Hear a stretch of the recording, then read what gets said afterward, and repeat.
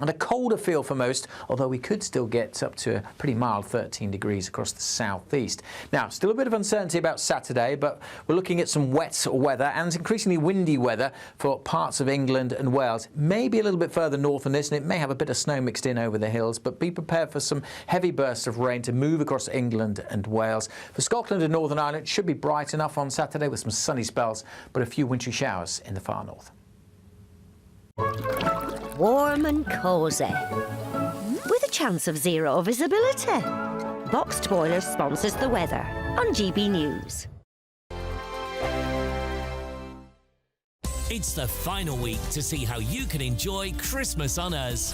First, we'll give you an incredible £30,000 in tax-free cash. Then we'll give you a further £10,000 cash to spend on all your Christmas presents, even the tree. Christmas lunch, that's on us too, with £1,000 in shopping vouchers to spend at your favourite supermarket. Finally, a GB News Christmas goodie bag. For another chance to win, text WIN to 63225. One entry costs £2.50 plus one standard network rate message. Or text BONUS to 63225. 5 entries cost £5 plus one standard network rate message. Go to gbnews.com/win. Entries start at £2.50. Call 0903 686 3232. Calls cost £2.50 plus your network access charge. Or post your name and number to GB17 PO Box 8690 Derby DE1 9TT. UK only. Entrance must be 18 or over. Lines close at 4 p.m. on the 28th of November. Please check the closing time if listening or watching on demand. Good luck. Hi, I'm Michelle Dewberry, and my show is your opportunity to cut through all the noise and dive in headfirst to some robust debates. Ideas clash. Situation, isn't it? Because the failure is... You're deliberately avoiding my point. Nothing's held back. And if you think this is the end of it, wait for more. And we do not shy away from the difficult stuff. Sometimes I want to shake people and say, if only you understood. So join me on Jubes & Co. weeknights at 6 p.m, only on GB News, Britain's news channel. From the school run to the home run, watch a new show for all of Britain. So he can say whatever he wants. A straight talking show where all voices are heard. And, you know, when are we going to stop talking about smashing the gangs and actually do it? With the stories that matter from every part of our country. There's a bit of a crash landing there for your Chancellor. Bold, fearless and standing up for you. That's me, Martin Daubney, 3 p.m. till 6 p.m, weekdays, here only on GB News. The People's Channel, Britain's news channel. Westminster's full of talk, but out here, it's the real world. Am I allowed to talk then? No, that's it. This is where it matters, real people and real lives. That's what politics is all about. In fact, has Trump made a good start? No. Straight answers, no spin, and just a couple of pints. How many fingers have I got up? About 10. So join me for Lee Anderson's Real World every Friday at 7 p.m, only on GB News. The People's Channel, Britain's news channel. You want to know what's really going on in the corridors of power? Labour don't know what to do with you half the time, and that makes you quite lethal in the chamber. Get behind the headlines with Chopper's Political Podcast. Join me, Christopher Hope, as I sit down with the great and the good of British politics. We'll see where this ruling takes us. These are the stories shaping our nation. Chopper's Political Podcast, available now on all platforms. Listen in and stay ahead. We love Great Britain. We love its history, its culture and its tradition, and that's why we're so proud to be part of GB News. You look genuinely emotional. Oh, come here. GB News does pay attention to those who are ignored by the mainstream media. The majority of this country whose forefathers fought and died to maintain liberty, to fight for freedom of speech. The rule of law, the rights of property and democracy. This is the heritage that our country should be so proud of. Which of course includes our Christian heritage. There's been a huge resurgence in the number of people going to church. Perhaps they're not finding what they're looking for, and they're looking for something a bit deeper, a bit more truthful, a bit more akin to Britain's Christian heritage. That's right, get ready, because the most exciting night in general election history starts now!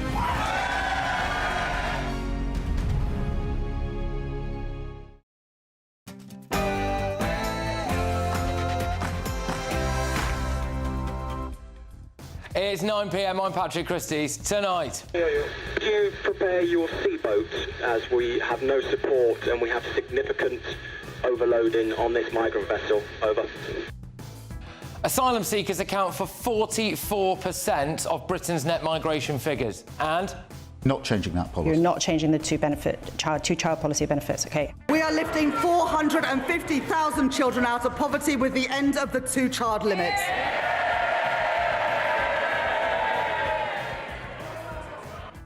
Starmer and Reeves shafted millions of us to save their own jobs. Plus, and we must take all necessary measures to ensure the removal of any alien from any country who does not belong here or add benefit to our country.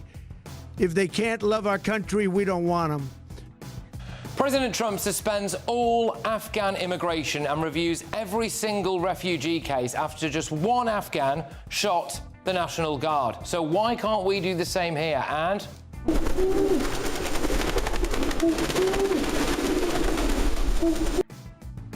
Vladimir Putin is using remote-controlled pigeons to spy on Britain. Plus, a heroic fireman was sacked for refusing to stop calling his colleagues firemen. On my panel tonight, we have got GB News contributor Connie Shaw, Tory peer Sean Bailey, and former Labour Party advisor Matthew Larser. And why is this guy in trouble again? Does this guy go home at night believing what he says? The answer is yes. Get ready, Britain. Here we go.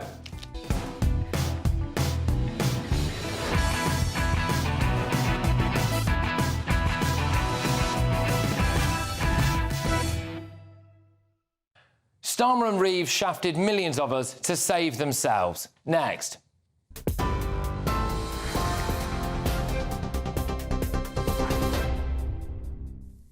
Very good evening to you from the newsroom just after 9 o'clock. Well, the top story tonight, Sir Keir Starmer is doubling down, defending his tax-raising budget that he says will lift hundreds of thousands of children out of poverty. Rachel Reeves is freezing income tax thresholds until 2031, meaning millions will pay more as wages rise, alongside new taxes on electric cars, high-value homes and pension contributions. But Labour is scrapping the two-child benefit cap, which the Prime Minister calls a fair and a necessary step to tackle what he describes as the abhorrence of child poverty. Economists, though, warn households now face just 0.5% growth in disposable income each year. The IFS says those figures are truly dismal and accuse Labour of breaking its promise not to raise taxes on working people. Well, earlier today, Rachel Reeves spoke to us here on GB News, and she said her budget is fair and insists it doesn't break Labour's manifesto. I did have to increase taxes yesterday, but I've kept them to an absolute minimum on ordinary working people, freezing those thresholds for an additional 3 years from 2028. So more money in people's pockets, whether those are working families or indeed pensioners. Well, staying with breaking political news tonight, and a major U-turn from the government. Ministers dropping plans to give workers day one protection against unfair dismissal. That's despite Labour pledging it in their election manifesto. The Business Department now says employees will need 6 months' service before they can claim unfair dismissal, reduced from the current 2 years, but still far short of their original promise. The change comes after a standoff between MPs and peers over the Employment Rights Bill, including plans to curb exploitative zero-hours contracts. Ministers insist the compromise is needed to get the law through Parliament, but unions say the priority must now be on securing new rights like day one sick pay by April. The United States has today frozen all immigration processing for Afghan nationals and is also reviewing every asylum case approved under President Joe Biden. That's after the shooting of 2 National Guard members near the White House. Homeland Security says the pause takes effect immediately as security and vetting protocols undergo an overhaul.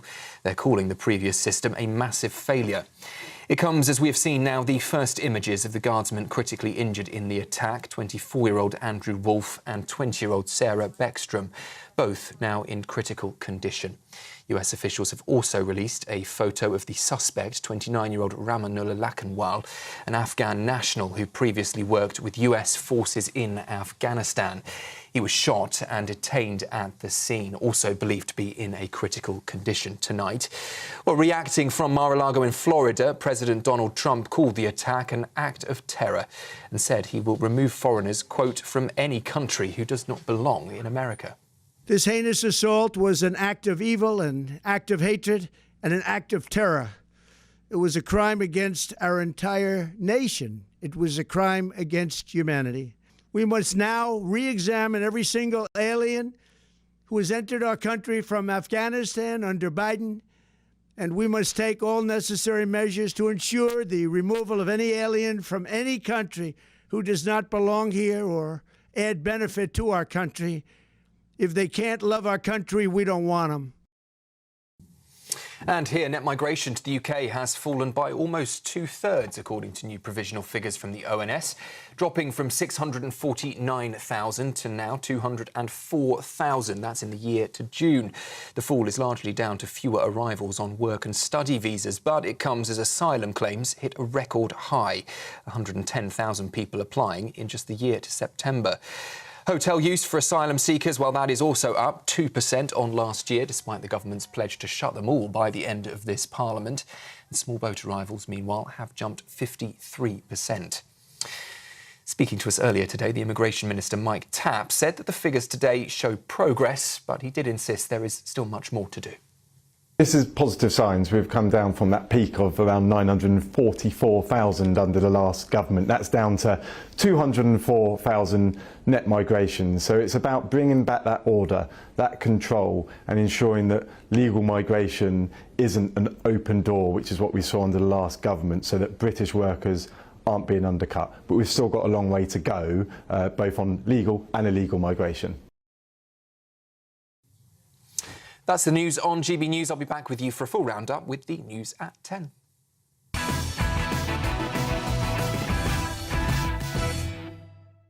Good evening. Sir Keir Starmer is making millions and millions of British people suffer just so that he and Rachel Reeves can cling on to their jobs for another few months. The day he won the election, he said this. We've changed the Labour Party, returned it to service, and that is how we will govern. Country first, party second. He said he couldn't afford to scrap the two-child benefit cap. If you have more than 2 children at the moment, you don't get benefits. Would that change under a Labour government? We're not changing that policy. You're not changing the two-child policy of benefits, OK. He knew he needed to cut welfare. That's why he tried to pass the welfare reform bill in June, but Labour MPs revolted.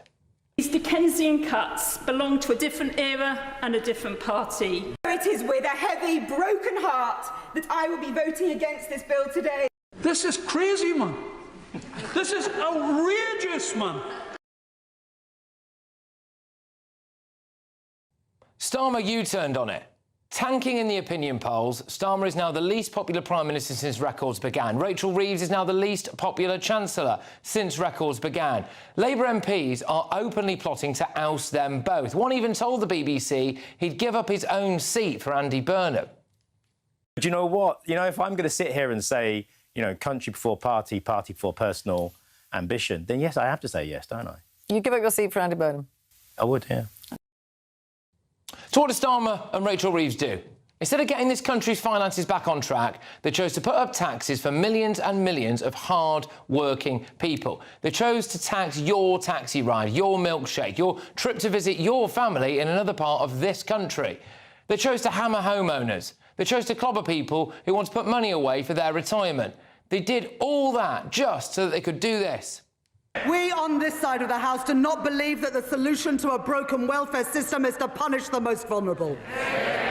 We are lifting 450,000 children out of poverty with the end of the two-child limit. They scrapped the two-child benefit cap and hiked up welfare by £16 billion to keep that mob behind them happy. The two-child benefit cap scrap alone will cost us £3 billion and will disproportionately go to Pakistani, Bangladeshi, Somali and Nigerian families.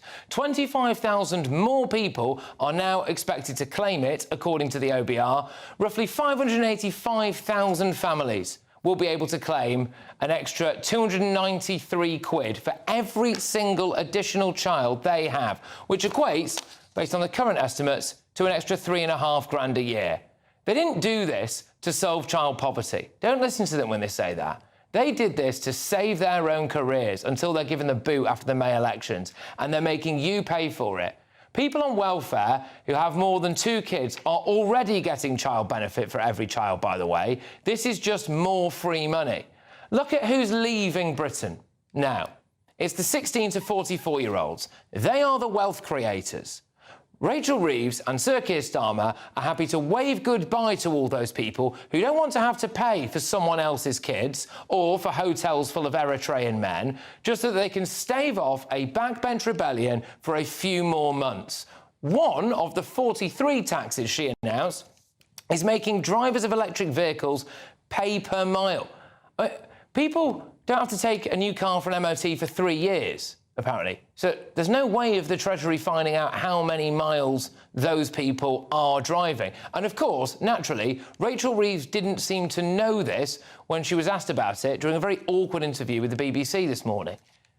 So every year when you have an MOT, the mileage is checked, and that. Sorry, my question was a new car because how many miles you've done. I'm sorry, Chancellor. My question was a new car because I think it's 3 years you don't need an MOT for. So in that period of time, and a lot of electric cars will be bought new, how is that monitored?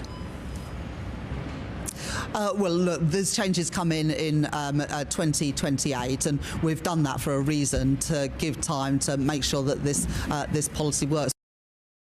She doesn't know. She's got no idea. Sir Keir Starmer is living in an Orwellian dystopian false reality. He claims that people will back his tax hikes. Well, wrong. 80% of business leaders said they feel negatively about the budget, and mark my words, we are going to see more redundancies, more unemployment and higher prices for goods and services. And Starmer and Reeves have done all that just to keep those backbench MPs off their backs for a few more months. It is the most nakedly selfish budget in history. They have ruined people's lives to try to save their own skin. Let's get the thoughts of my panel. We've got GBNews contributor Connie Shaw. We've also got Tory peer Lord Bailey, former Labour Party advisor Matthew Larser. Shaw, I'll start with you on this one. Yeah.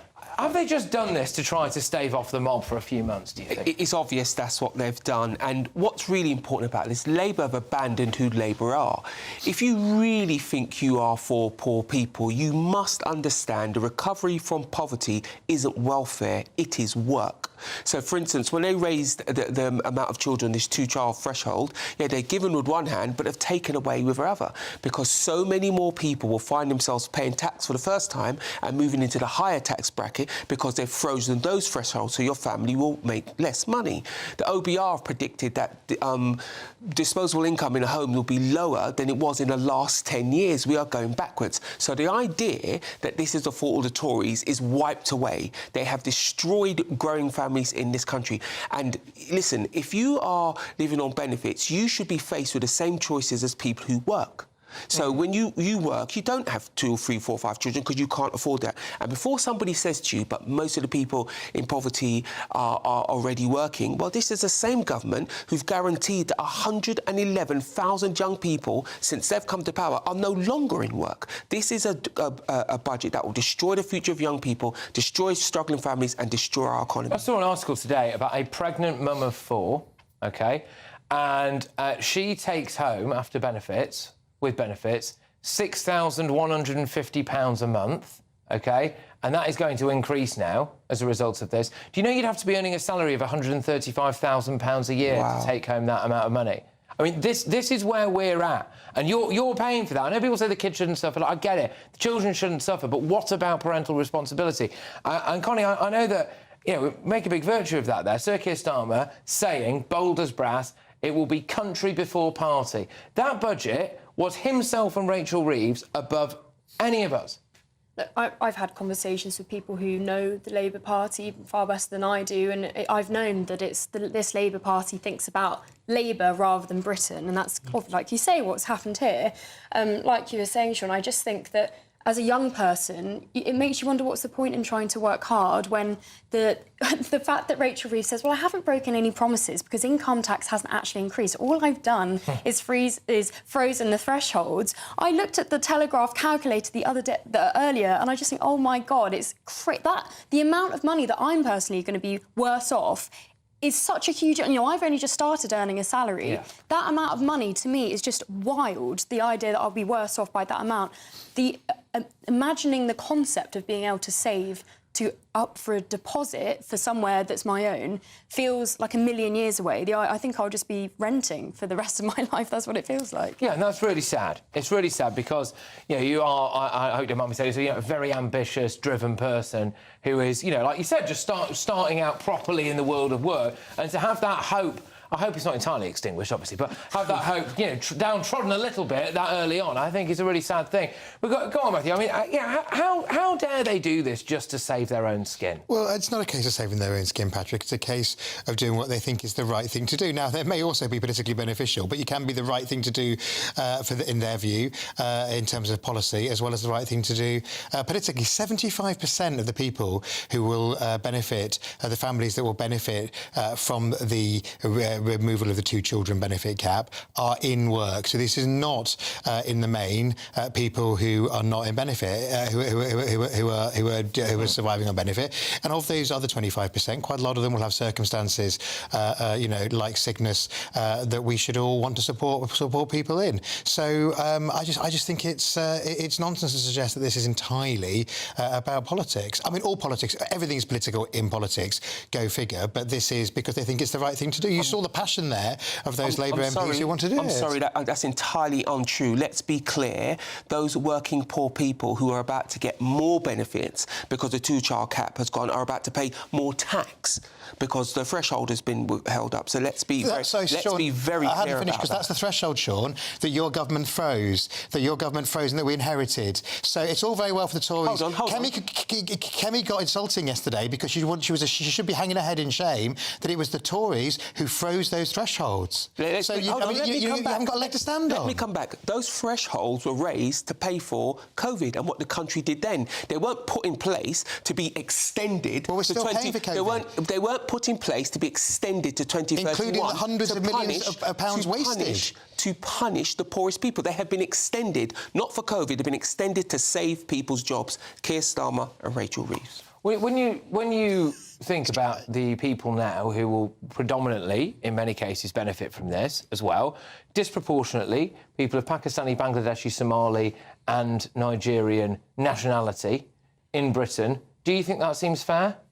No, and I completely understand why many people in Britain, especially GBNews viewers, do not feel that's fair. And I think this whole idea for, you know, left-wing Labour Party MPs think that the idea of having the 2-child benefit cap is the nasty Tory party saying that people should have to choose to have less children.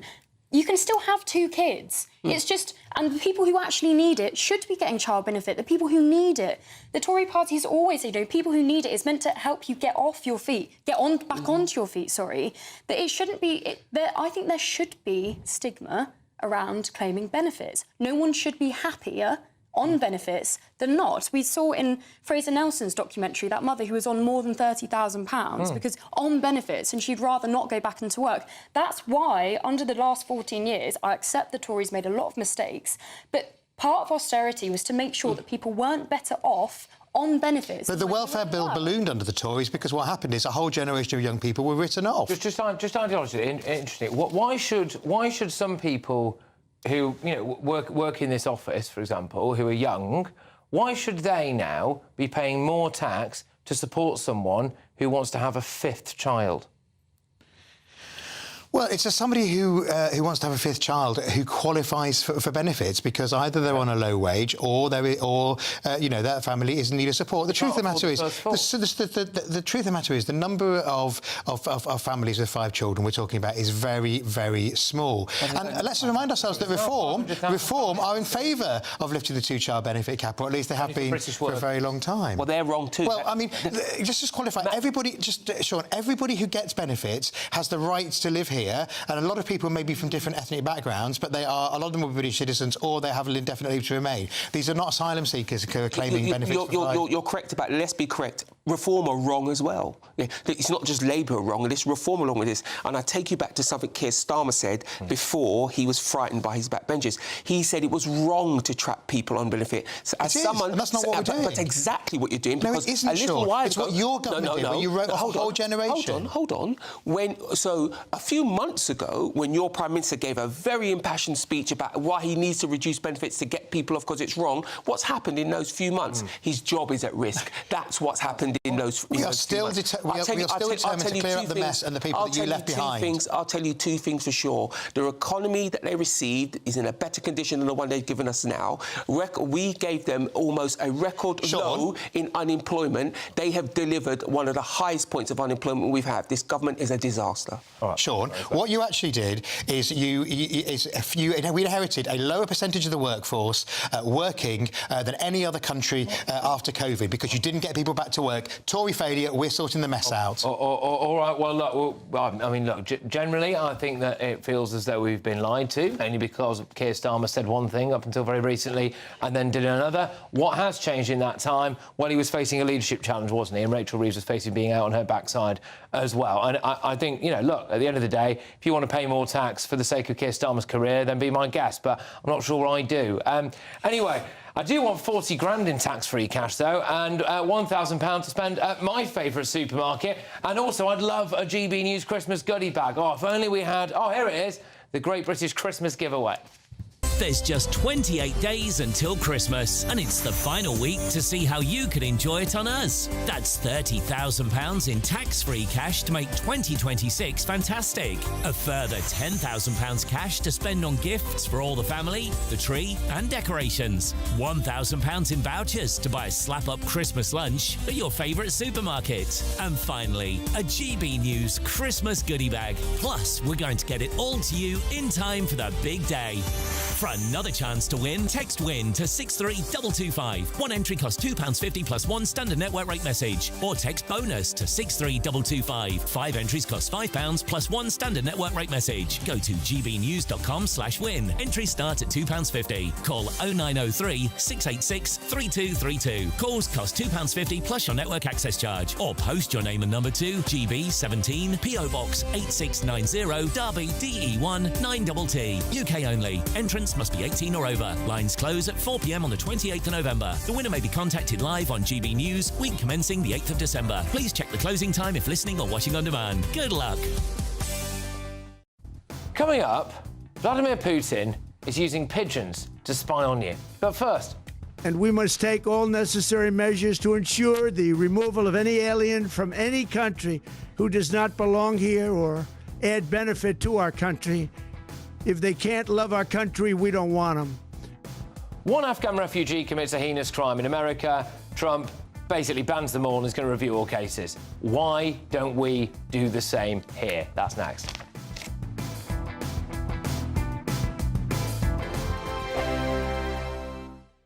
Britain deserves a newsroom that puts the facts and your voice first. Well, and that's what you get on GB News. Lively debates, lively conversation. And we're not afraid to hold power to account. And each other. So join me, Andrew Pierce. And me, Miriam Gates, for Britain's Newsroom, weekdays from 9:30 on GB News.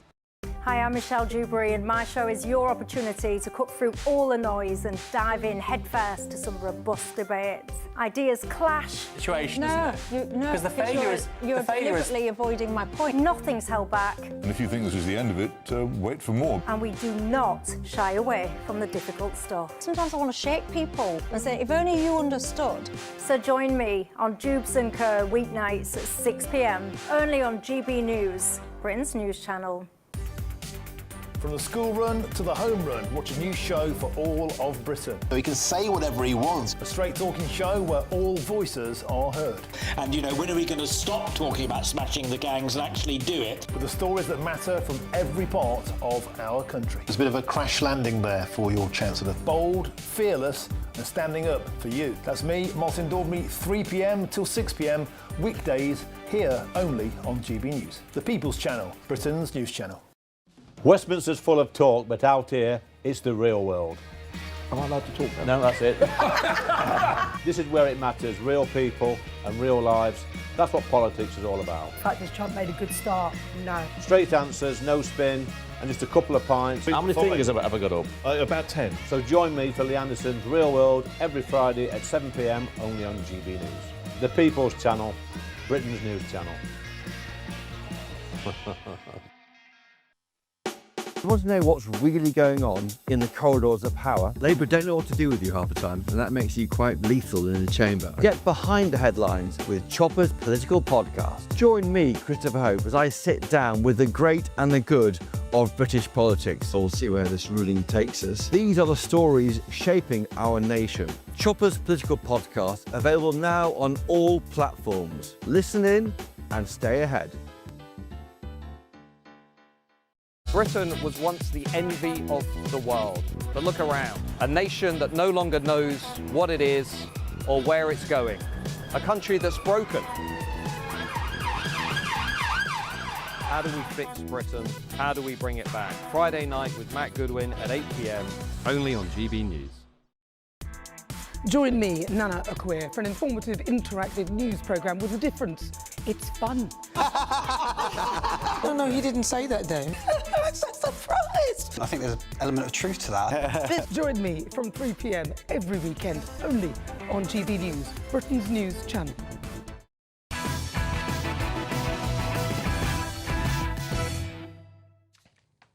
Welcome back to Patrick Christys tonight. Is it time to suspend immigration entirely from Afghanistan and review every single Afghan's refugee status? It's time for the head-to-head. So look, the reason why I'm asking this is that following the tragic shooting of 2 National Guard members in Washington, D.C. yesterday, the suspect has been identified as a man from Afghanistan. So he is Ramanullah Lakanwal. He's a 29-year-old Afghan national. Now, he was only granted asylum earlier this year, that's according to CNN. He had, supposedly anyway, helped America's armed forces in Afghanistan, and they had their own version of that route, which allowed Afghans into America. Well, President Trump just immediately called for his government to re-examine every single Afghan immigrant who entered the country during Joe Biden's administration. This heinous assault was an act of evil, an act of hatred, and an act of terror. It was a crime against our entire nation. It was a crime against humanity. We must now re-examine every single alien who has entered our country from Afghanistan under Biden, and we must take all necessary measures to ensure the removal of any alien from any country who does not belong here or add benefit to our country. If they can't love our country, we don't want them. If they can't love our country, we don't want them. Well, Abdul Azidi, the Afghani chemical attacker who poured corrosive substances over a woman and some children, didn't love our country. Neither did Lawangin Abdul Ramzai, a man from Afghanistan with murder charges in Serbia, who stabbed an aspiring Royal Marine to death over an e-scooter. Or Ahmad Mulakil, the Afghan national who raped a 12-year-old girl. So, is it time for us to do the same as America? Should we ban the Afghan migrants and review all of their refugee cases? Going head-to-head on this now are the director of the Afghan Human Rights Foundation, Mohammed Azif, and also the cultural historian, a senior fellow at the New Culture Forum, Dr. Philip Ghazali. Dr. Philip, I'll start with you. Should we copy Trump? Hi, Patrick. Yes, I think we should for very compelling reasons. OK, let's just start with the Ministry of Justice data.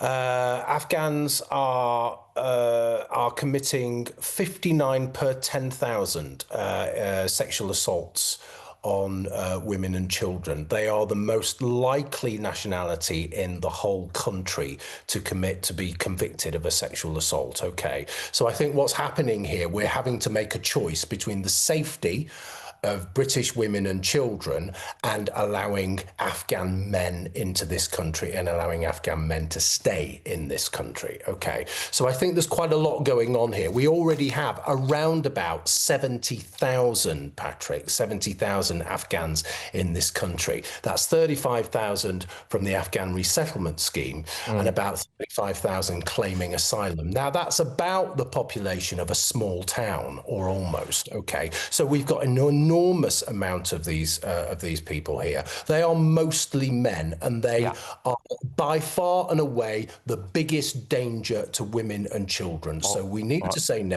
and we need to send them back. Well, Mohammed Azif, I'll bring you in on this now. What's your view? Should we copy President Trump? I mean, we've had very similar schemes here when it comes to Afghan resettlement, people who say that they helped our armed forces, and, of course, Afghans are one of the top nationalities coming over on the small boats.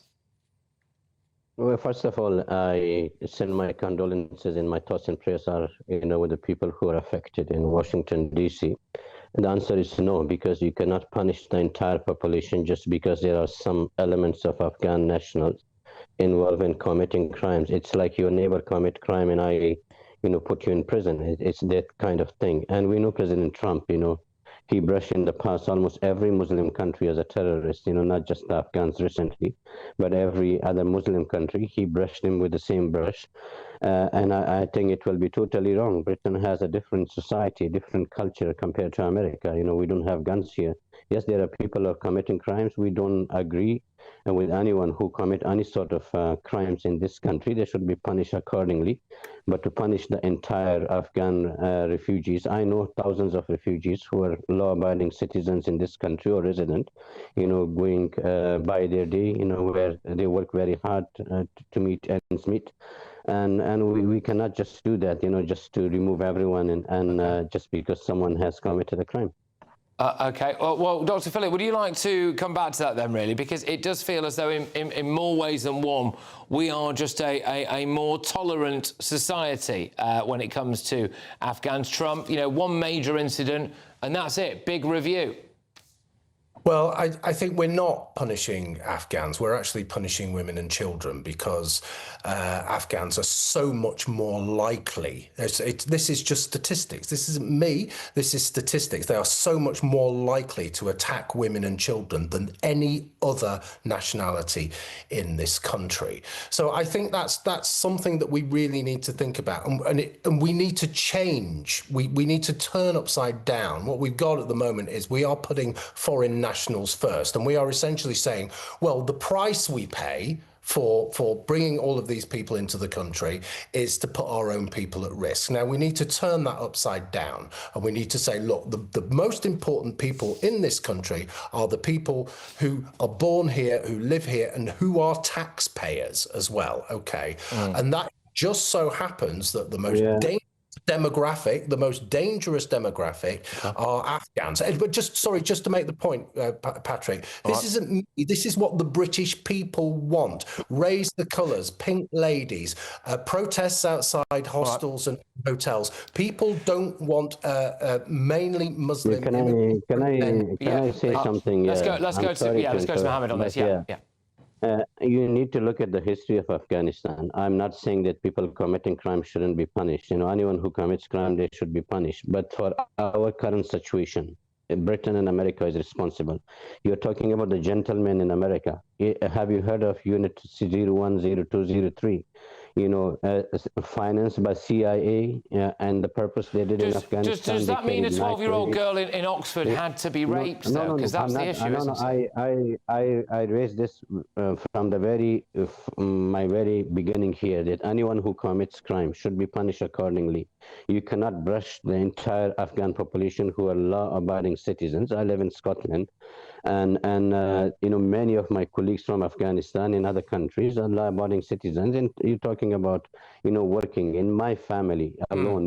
We contribute to but then the theory would be, sorry Mohammed, but just to get to this, just to clear something up, sorry, the theory would be, Mohammed, that they would have their cases reviewed, and obviously if they are law-abiding citizens, like I've got absolutely the cases that you were talking about there, you and your family, that then obviously you would just be allowed to stay, nothing would change. So what would be the harm in just reviewing everything to make sure? We've had people going back on holiday to Afghanistan after claiming asylum. They probably shouldn't still be here.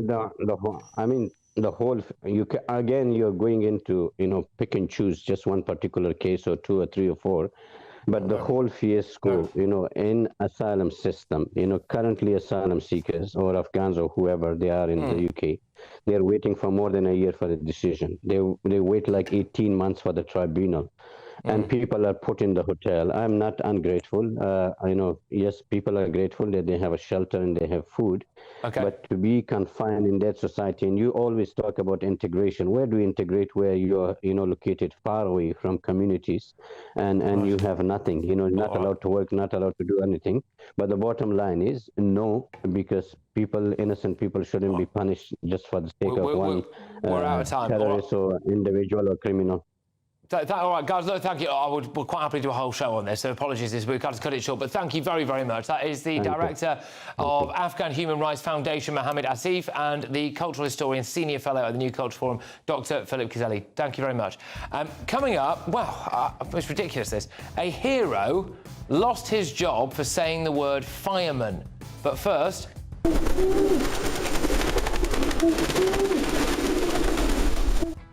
Yeah, so Vladimir Putin is using remote-controlled pigeons to spy on you. Have you seen one?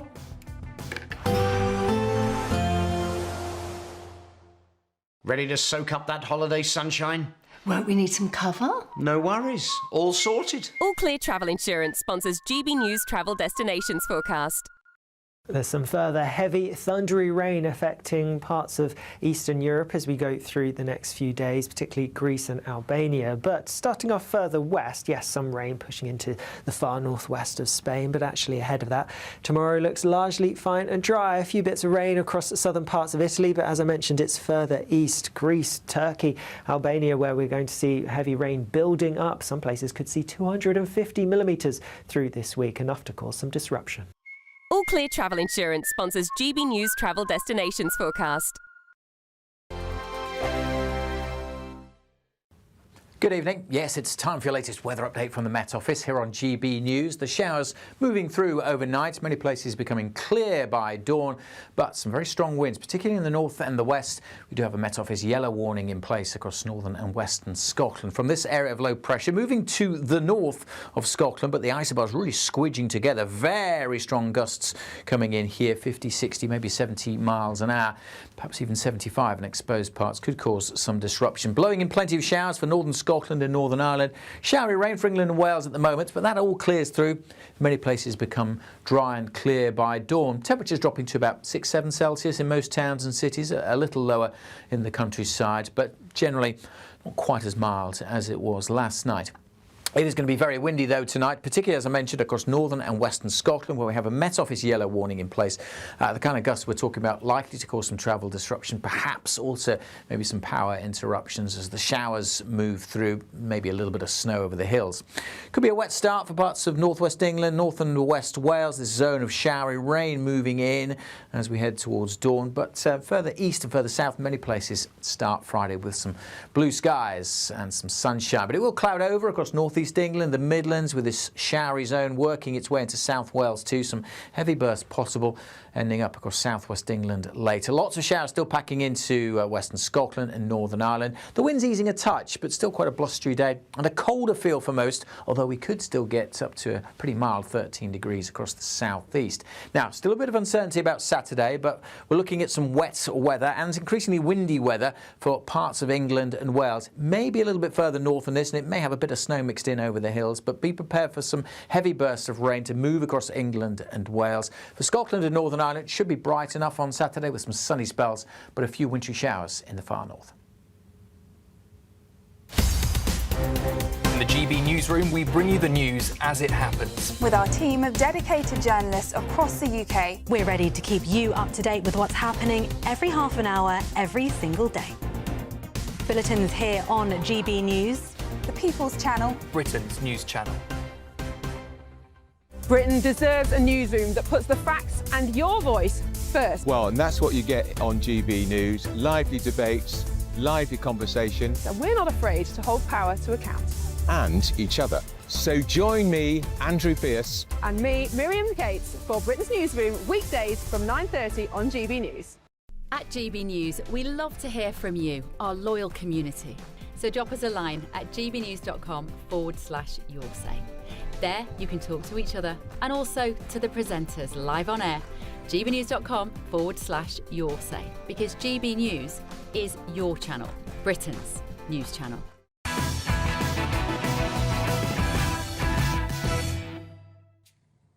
Putin's got pigeons. Yes, that's right. Russian scientists have reportedly deployed a squadron of remotely controlled spy pigeons that are fitted with brain implant chips that let technicians guide their flight path. Now, this is not entirely new.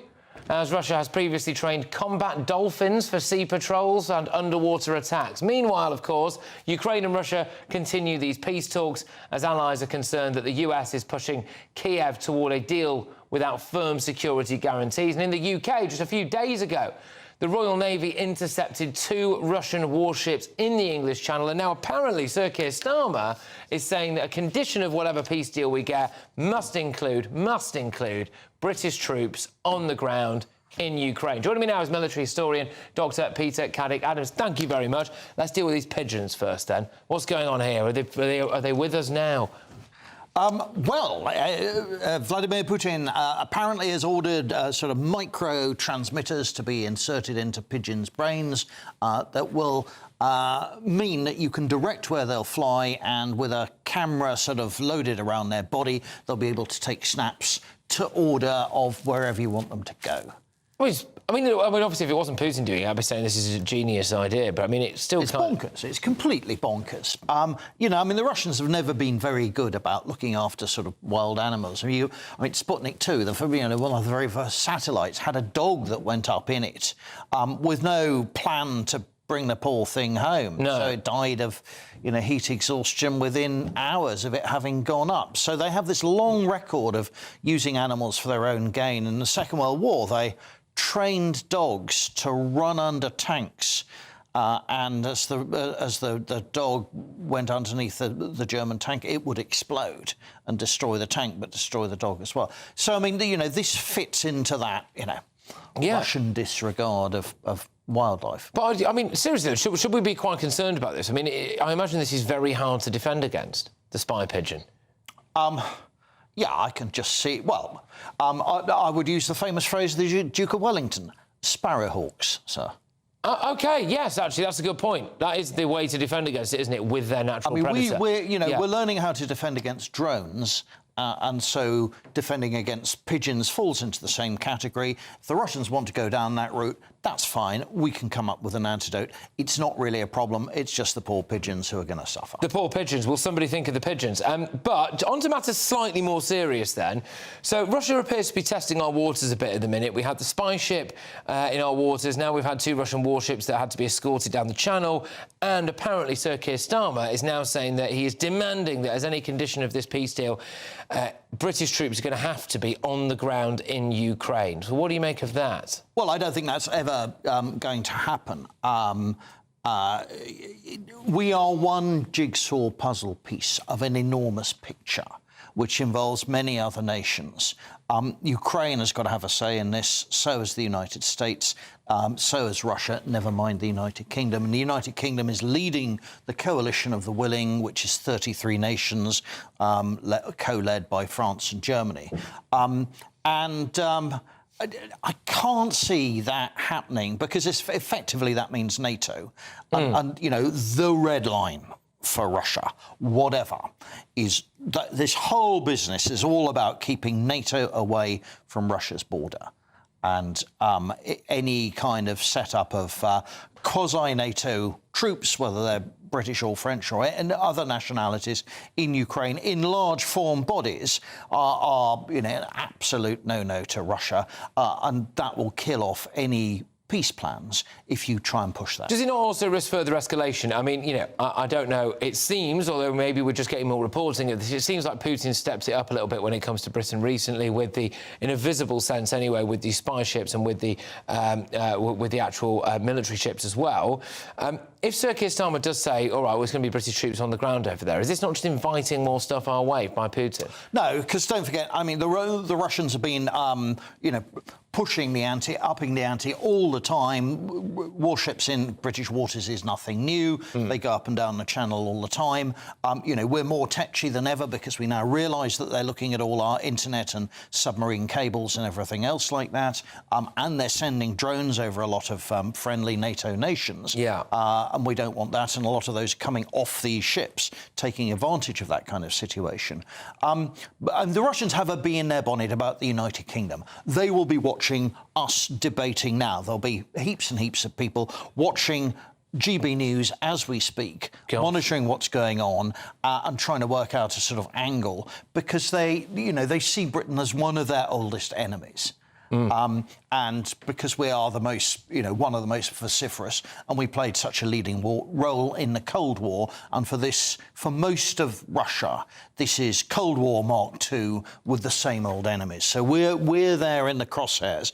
But I mean, we've heard this before. I mean, when the war kicked off in 2022, what were they saying? Let's bomb Stonehenge. Let's attack a whole range of targets in the United Kingdom, and they were threatening nuclear war. So we've got they're very good at saber rattling without delivering, and this is all an extension of that. And so all we have to do is sort of say thank you very much, very amusing, Mr. Putin.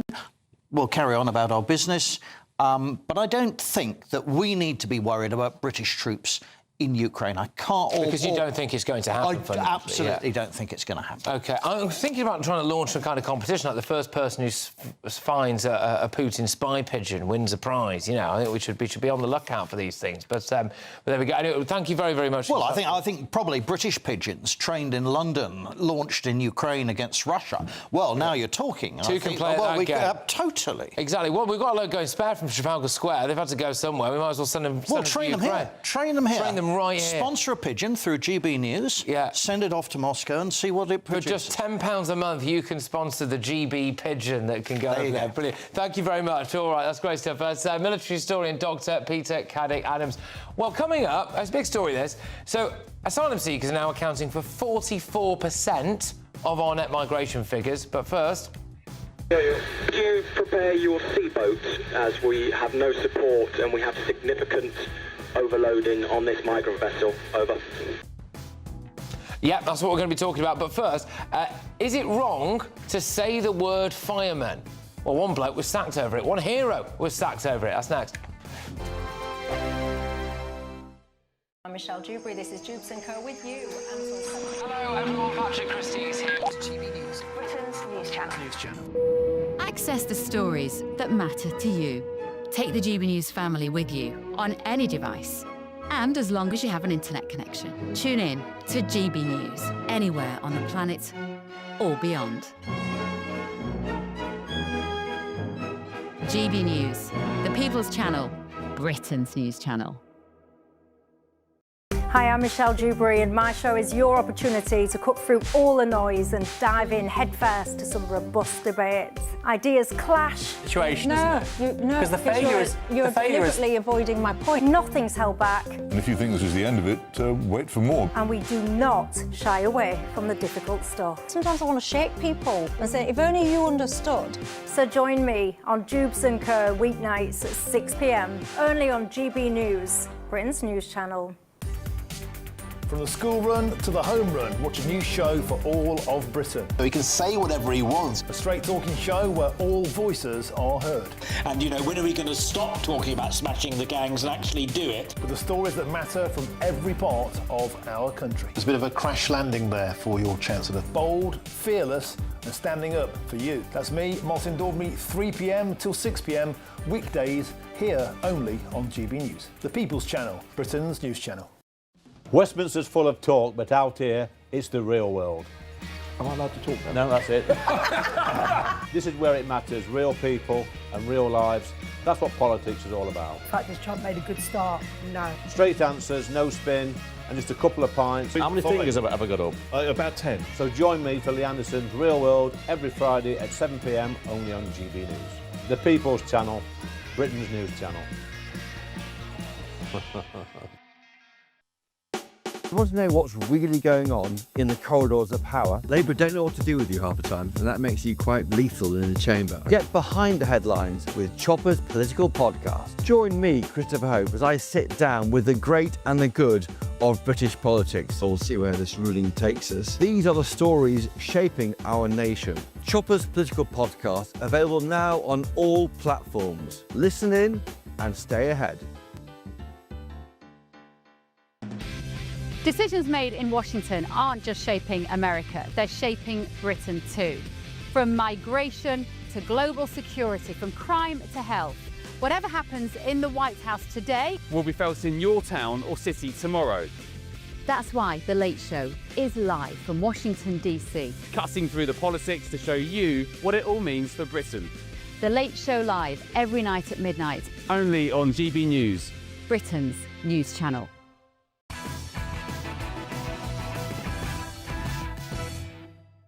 Welcome back. A hero senior fireman, who was disciplined for allowing colleagues to use the word fireman, has lost his unfair dismissal case. So Simon Bailey had spent 27 years working for the Fire and Rescue Service before he was disciplined for failing to tell off colleagues who used the term fireman. A female colleague had complained about ongoing sexism within the service, with part of the issue being that her peers used the term fireman rather than the gender-neutral term firefighter. Well, seems a bit ridiculous. This joining me now is Kathy Larman, is the Director and Policing Lead at the Women's Rights Network. Thank you very, very much, Kathy. So is this ridiculous then? I mean, this guy's a hero, 27 years service. Now he's out on his backside just before Christmas because he said fireman.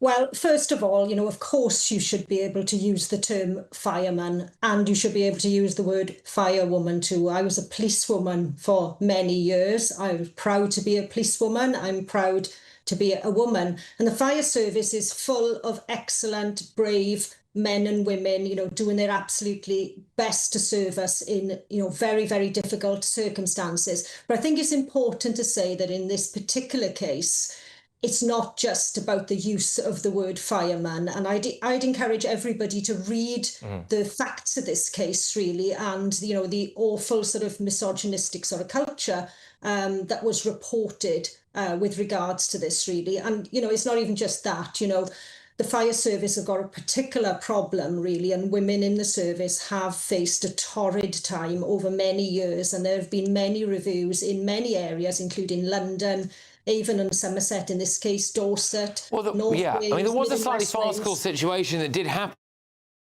It basically declared itself institutionally racist, and then when it was asked why it was racist, they then couldn't answer, which did kind of tie in slightly with the idea that now it was a kind of take the knee scenario where you had to flagellate yourself and say, I'm a racist. And then when someone said, well, have you ever actually said or done anything racist? And you can't give an example. But when it comes to this, now, there was the lady involved, who I won't name, I believe, was a former female rugby star. So she's been in a kind of male-dominated rugby environment before that, if you'd like, probably you would imagine playing at clubs and things like that. And then to go into the fire service and then say that the boss should have taken it more seriously, that she was annoyed at the gendered use of the word fireman. I don't know. Do you think it's worth? Do you think it's worth this guy losing his career over that, or not?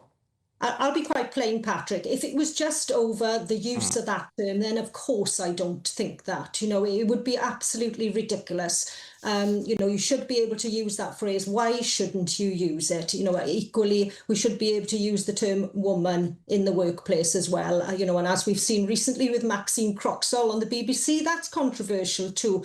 But I think we have to say here that all women generally want in the workplace is a respectful and fair environment to work in.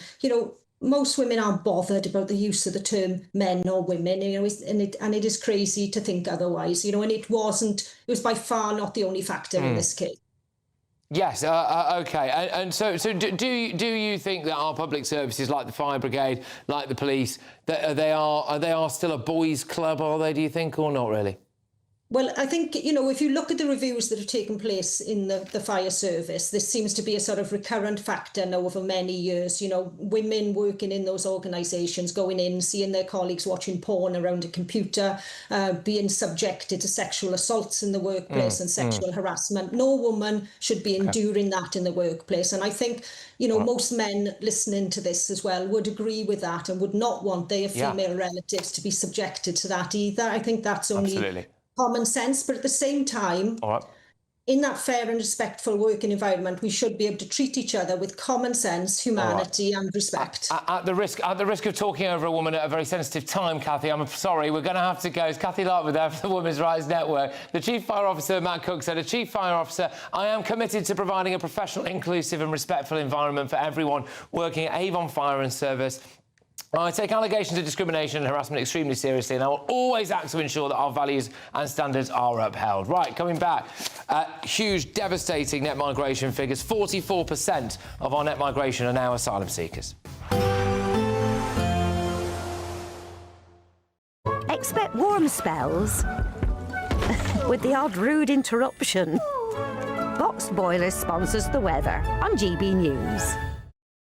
Good evening. Yes, it's time for your latest weather update from the Met Office here on GB News. The showers moving through overnight, many places becoming clear by dawn, but some very strong winds, particularly in the north and the west.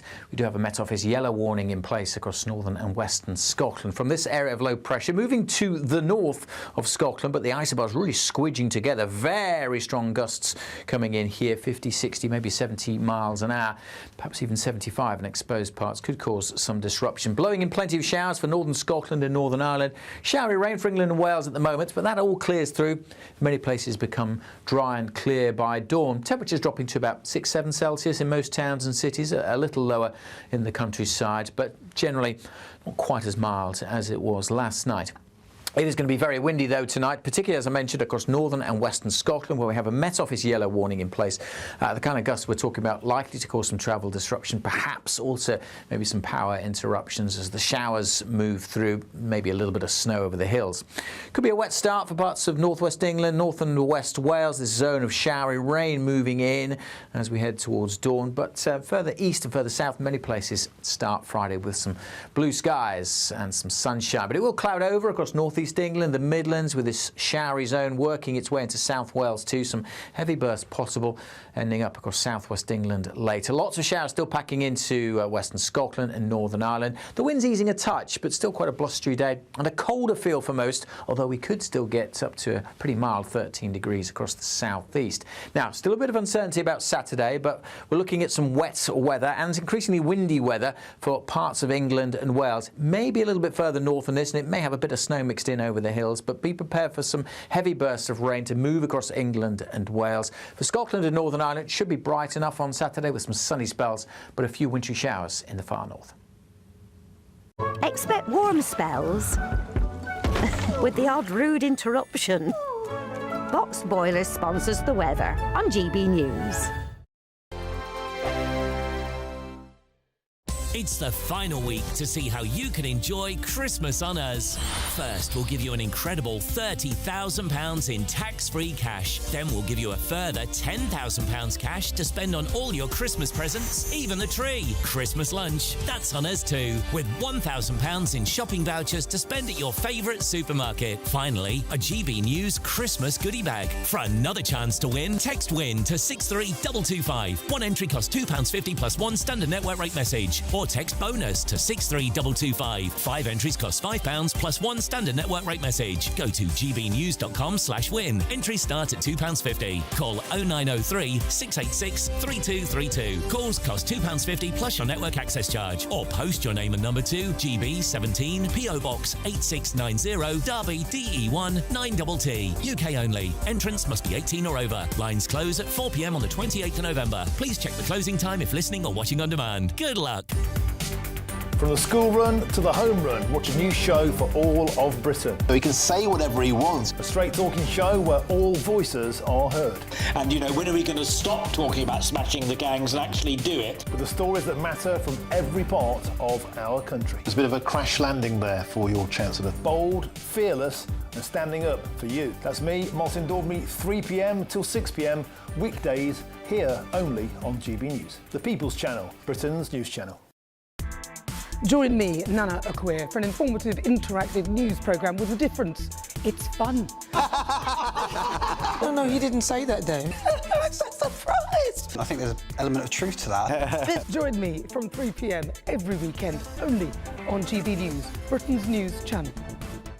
Britain deserves a newsroom that puts the facts and your voice first. Well, and that's what you get on GB News. Lively debates, lively conversation. And we're not afraid to hold power to account.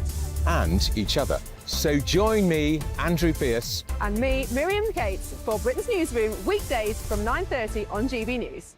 At GB News, we love to hear from you, our loyal community. So drop us a line at gbnews.com/yoursay. There, you can talk to each other and also to the presenters live on air. gbnews.com/yoursay, because GB News is your channel, Britain's news channel.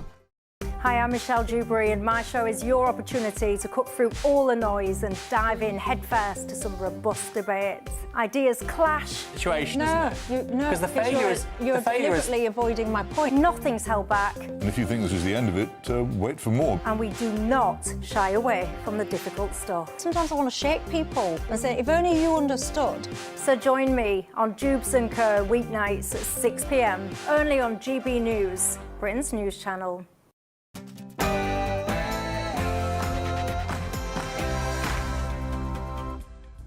It's 10 p.m. I'm Patrick Christys. Tonight. Could you prepare your seaboats, as we have no support and we have significant overloading on this migrant vessel? Over. Asylum seekers account for 44% of the new net migration figures, and not changing that policy. You're not changing the two-child policy benefits, okay? We are lifting 450,000 children out of poverty with the end of the two-child limits. Starmer and Reeves shafted millions of us just to save their own jobs. Plus, and we must take all necessary measures to ensure the removal of any alien from any country who does not belong here or add benefit to our country. If they can't love our country, we don't want them. President Trump suspends all Afghan immigration and reviews every single refugee case after one Afghan shot the National Guard. Why can't we do the same? And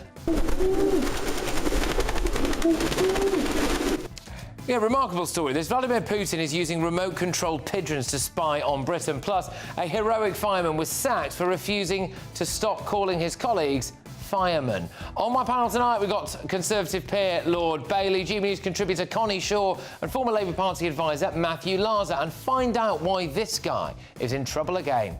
This guy go home at night believing what he says?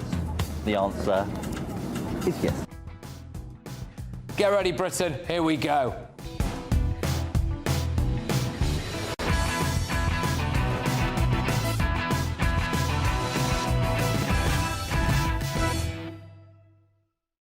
I'm about to tell you the worst set of immigration figures ever. Next.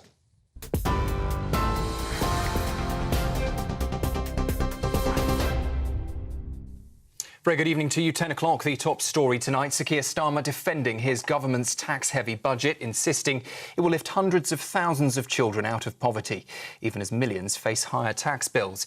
Income tax thresholds will now stay frozen until 2031, pulling more workers into higher bands. There's also new taxes landing on electric cars, multi-million-pound homes and pension salary sacrifice schemes. But the headline giveaway is the scrapping of the two-child benefit cap, a move the Prime Minister calls fair, necessary and morally right. It comes, though, as the IFS warns households are facing a truly dismal rise in living standards. That's just 0.5% a year over the next 5 years. They're also accusing Labour of breaking its pledge not to raise taxes on working people. Net migration to the UK has fallen by almost 2/3, according to new figures from the ONS, provisional at this stage. It means the figures have dropped from 649,000 to now 204,000 in the year to June. That fall is largely down to fewer arrivals on work and study visas, but it comes as asylum claims hit a record high, 110,000 people applying in the year to September. Hotel use, meanwhile, for asylum seekers is up 2% on last year. That's despite the government's pledge to shut them all by the end of this Parliament. And small boat arrivals, meanwhile, have jumped 53%. Well, a major U-turn from the government tonight. Ministers have dropped plans to give workers day one protection against unfair dismissal. That's despite Labour pledging it in their election manifesto. The Business Department now says employees will need 6 months' service before they can claim unfair dismissal. It is reduced from the current 2 years, but still far short of the original promise. The change comes after a standoff between MPs and peers over the Employment Rights Bill, including plans to curb exploitative zero-hours contracts. Ministers insist the compromise is needed to get the law through Parliament, while unions say the priority now is securing new rights like day one sick pay by April. The United States has frozen all immigration processing for Afghan nationals and is also reviewing every asylum case approved under President Biden after the tragic shooting of 2 National Guard members near the White House last night. It comes as we have now seen the first images of the guardsmen critically injured in the attack, 24-year-old Andrew Wolf and 20-year-old Sarah Beckstrom, both now in critical condition. US officials have also released a photo of the suspect, 29-year-old Ramanullah Lakanwal, an Afghan national who previously worked with US forces in Afghanistan. He was shot, detained at the scene and is now also in a critical condition. Here, a 31-year-old man has been arrested at Manchester Airport on suspicion of commission, preparation, instigation and terrorism offences following the Heaton Park synagogue attack. He's now the 7th person detained after Jihad al-Shami drove into the synagogue gates on October before stabbing worshippers while wearing a fake suicide belt. Melvin Kravitz and Adrian Dolby were killed during the incident and 3 others left seriously injured. Counter-terror police say the victims' families have been updated and their investigation remains very much alive.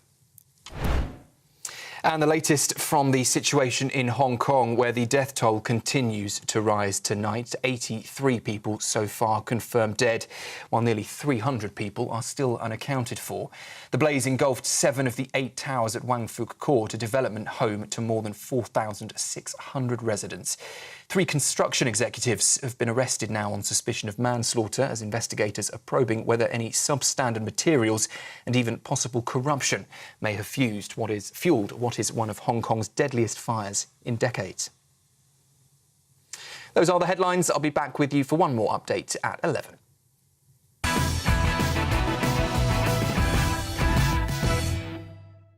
Good evening. I want to apologise to you for what I'm about to say, but you need to know some hard truths. Today, the net migration figures came out, and you will see and hear a lot of idiots telling you that net migration fell by 2/3, that this is a great thing, and that Labour is sorting the country out. Don't let them fool you. This is what you need to tell them. Here is the truth. Asylum seekers now make up 44% of the net migration figures. That number is set to rise. There are 7,000 more people living in migrant hotels than when Labour came to office. So again, it is not true to say there are fewer asylum seekers in hotels. This year, 110,000 people claimed asylum. That's a record-breaking number. We have removed just 3.5% of all small boat migrants since 2018. The employment rate of refugees who have been granted refugee status and allowed to stay in Britain for 8 years is way below the average for British people. Of those in employment, 2/3 earn less than 20 grand a year. Less than half of Afghan refugees are employed. Their average income is just £15,000. They are not all doctors and engineers. In the year to September 2025, we gave out 850,000 visas. Of those, just 7,200 are doctors and just 5,129 are engineers. The Home Office told the Centre for Migration Control that they have no idea how many foreign criminals have been awarded visas since 2021. In the last 5 years, we have had net migration of 1.146 million people from Pakistan, Bangladesh and India. That is higher than the entire population of Birmingham. Immigration is actually still close to record levels, but the reason net migration is down is because so many people are leaving. But who are those people? Well, it is the 16 to 44-year-olds, many of them British, most of them wealth creators or potential wealth creators. Gone, vanished. Every worker who is left in Britain is being told to pay more tax so that the third world can come and live in Britain. Let's get the thoughts of my panel. We are joined this evening by Connie Shaw. We've also got Matthew Larzer and, of course, Lord Bailey. Sean, I'll start with you. So, yeah, I mean, look, obviously that's a pretty catastrophic set of figures there. So, again, apologies to anyone for depressing the living daylights out of you this evening. But, you know, 44% of net migration now is just asylum seekers.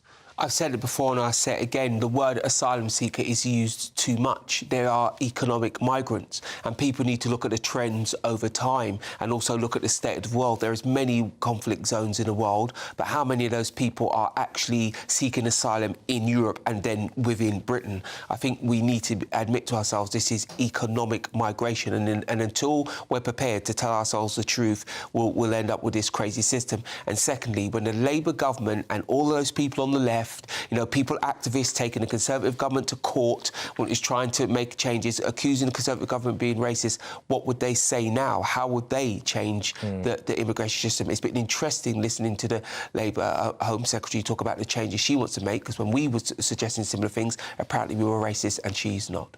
You look at the amount of people leaving, and the amount of younger people leaving, the amount of wealth creators leaving, and that really is the main driver behind these net migration figures coming down.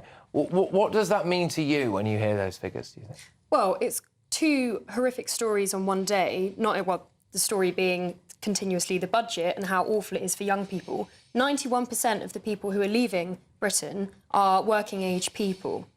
So the two together, it's not a surprise that it was already awful for young people, and now this budget is just going to make it worse. And also, the asylum numbers, as you say, Patrick, are ridiculous. The asylum seekers being housed in hotels has gone up by a quarter under this Labour government, despite the fact that they've committed to ending asylum seekers in hotels. But then we also have the migration into the country. 670,000 of those people are non-EU citizens, and we know for a fact that they are far less, they have a negative contribution to our economy.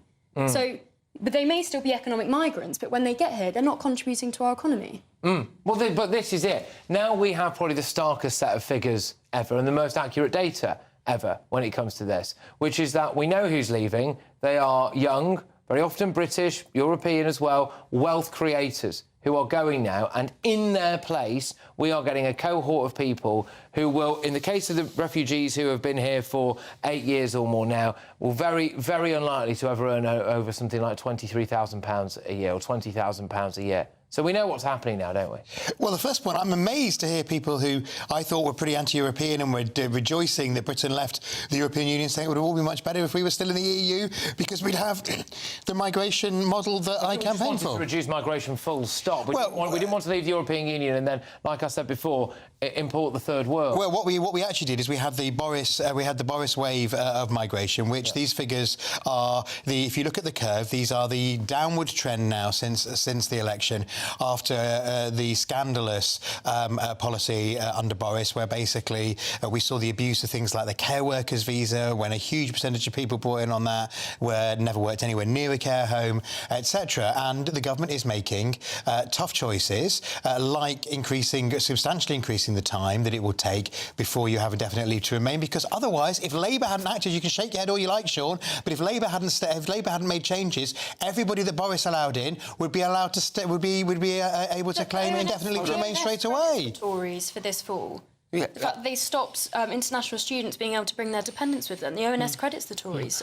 I just want to say this. I've never sat on this sofa and denied that the Tories could have done a far better job around immigration. But what I will also say, the Labour Party were equally as culpable. That's why I always make the point that whenever the Tories tried to do something to turn it around, the Labour Party voted against it, voted it down. People on the left took the government. They didn't vote it down, Sean. You had a majority. There wasn't one single vote. That's not true. The people on the left brought the government to court. That's not the Labour Party. So you won't hear me trying to wriggle out of that. But what you will hear me do is hold this government to account. What are they going to do? So a lot of the things... Reducing migration. Look at the figures, Sean. A lot of the things that were announced... You're not actually reducing the number... Sorry, but on this, you're not actually really reducing the number of people coming in. Yes, they are. The number of people coming in is down by 200,000. And they're not dealing... The people leaving. They're not dealing... In 2023, over 1.4 million people came in.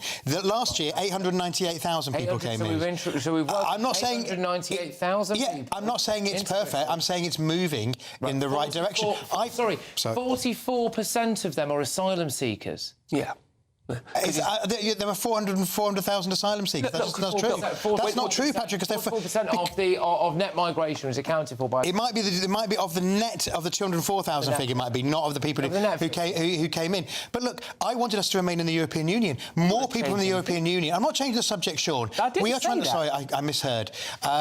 Forgive me.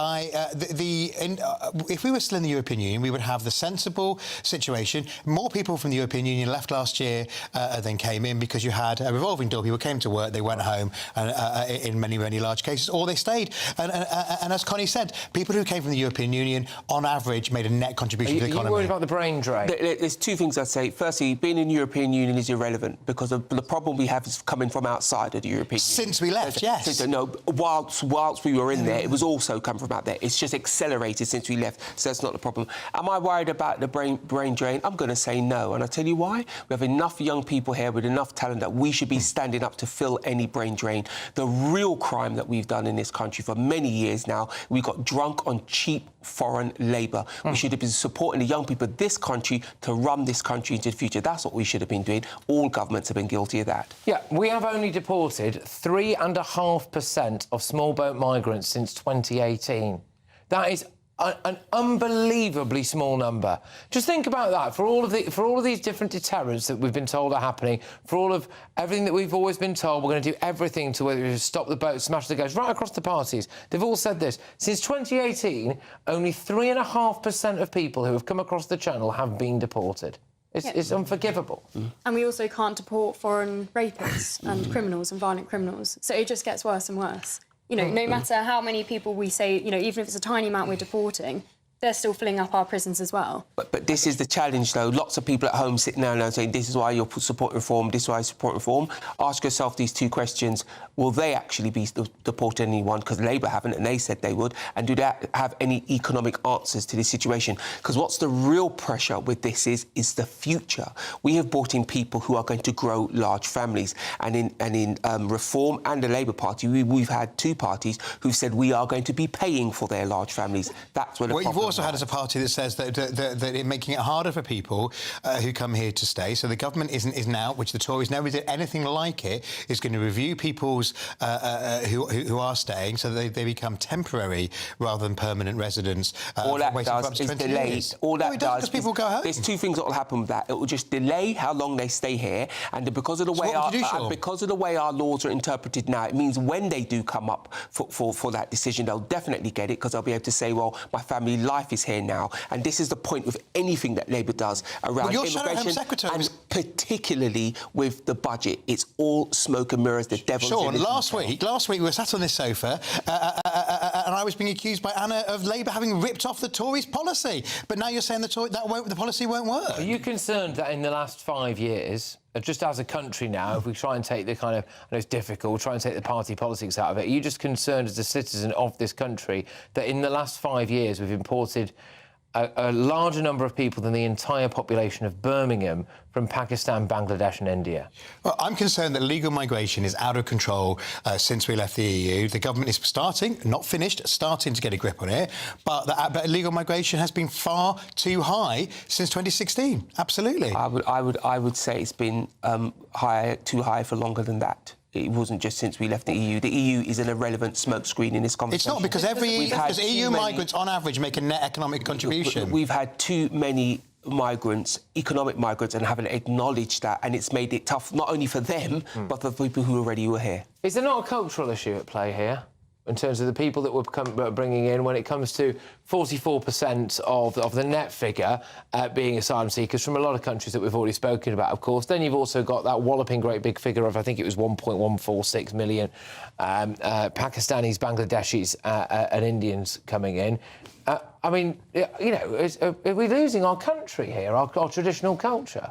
Yes, I think we are, Patrick, and the way that you can see how quickly immigration has happened, it was never going to be possible to integrate people because it happened so quickly. And naturally, if you're moving into this country and you already know people who came before you from your country of birth, then you're going to all live together. That's natural. And you're unlikely to marry outside of your the people that you already know from your own culture and community, and that's how we have we have cities in this country that are operating in almost parallel universes to what should be the dominant British culture. We now have significantly higher numbers of areas where, particularly the Muslim vote, has so much power and control that in our last election we saw 5 independent MPs elected on the single issue of Gaza. We see MPs in Parliament calling for blasphemy laws. We see MPs campaigning to have Israeli fans banned from Birmingham. This is only going to get worse. I mean, there was a by-election in Burnley a few weeks ago, and it wasn't even spoken about, hardly at all. Someone from the Adam Smith Institute did a good job at covering this. And the independent candidate absolutely wiped the floor, not both with Reform, but Labour as well. And it was 2 candidates, and they got 50% of the vote. The majority religion in Burnley, in that ward, is Muslim. And if we continue in the way that we're going, and we don't do something drastic about integrating people, then we're going to continue getting sectarian MPs in our parliament. So just on that, just to round us off, because obviously I know we're dealing with a lot of figures here, but I think they're very important. There are now officially 7,000 more people in asylum hotels than there were when Labour came into office. Look, there's 2 things I'd say about that. Labour made lots of claims when they were in opposition, which was their privilege to do. What they're finding now, leadership is a little bit more difficult than it looks from outside. And unfortunately, they removed one of the most potent tactics we had, and that's offshore processing. That's sending people elsewhere. Because the challenge the Labour government's going to have, and believe you me, we all hope they succeed, but the challenge will be, what is the deterrent? And what do you do when you don't have a returns policy with a particular nation? And by rubbishing the Rwanda project, by rescinding it, they've left us with that very serious problem. All right. Look, we've decided that because there are so many figures that came out today when it came to net migration and where people are coming from and all of that stuff, we're going to actually spend the next section picking through it with someone from the Migration Observatory to try and round off a few others for you as well, just because I think you're going to be hearing a lot of stuff in the coming days from people saying what a walloping great big thing this is, that migration is down by 2/3, whereas the actual facts do tell you a very different and very concerning story, in my view. But if you're not too depressed at this point, come on, here you can enter the festive Christmas Great British giveaway. £40,000 in tax-free cash, £1,000 to spend at your favourite supermarket, and a fantastic Christmas GB News goodie bag. Here's how you can be in it to win it. There's just 28 days until Christmas, and it's the final week to see how you can enjoy it on us. That's £30,000 in tax-free cash to make 2026 fantastic. A further £10,000 cash to spend on gifts for all the family, the tree and decorations. £1,000 in vouchers to buy a slap-up Christmas lunch at your favourite supermarket. And finally, a GB News Christmas goodie bag. Plus, we're going to get it all to you in time for the big day.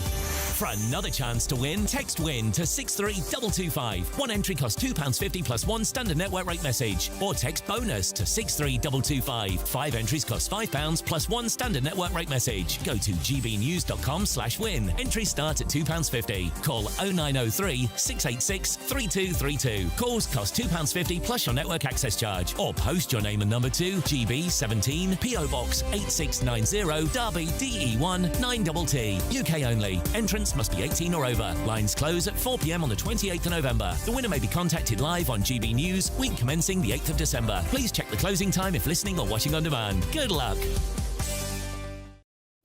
All right, yes, OK, so look, figures are revealing that the number of asylum seekers in hotels has actually risen sharply. We're also going to be dealing with a few other really, really important immigration figures that came out today. It's important that we get across it, so we'll do that next.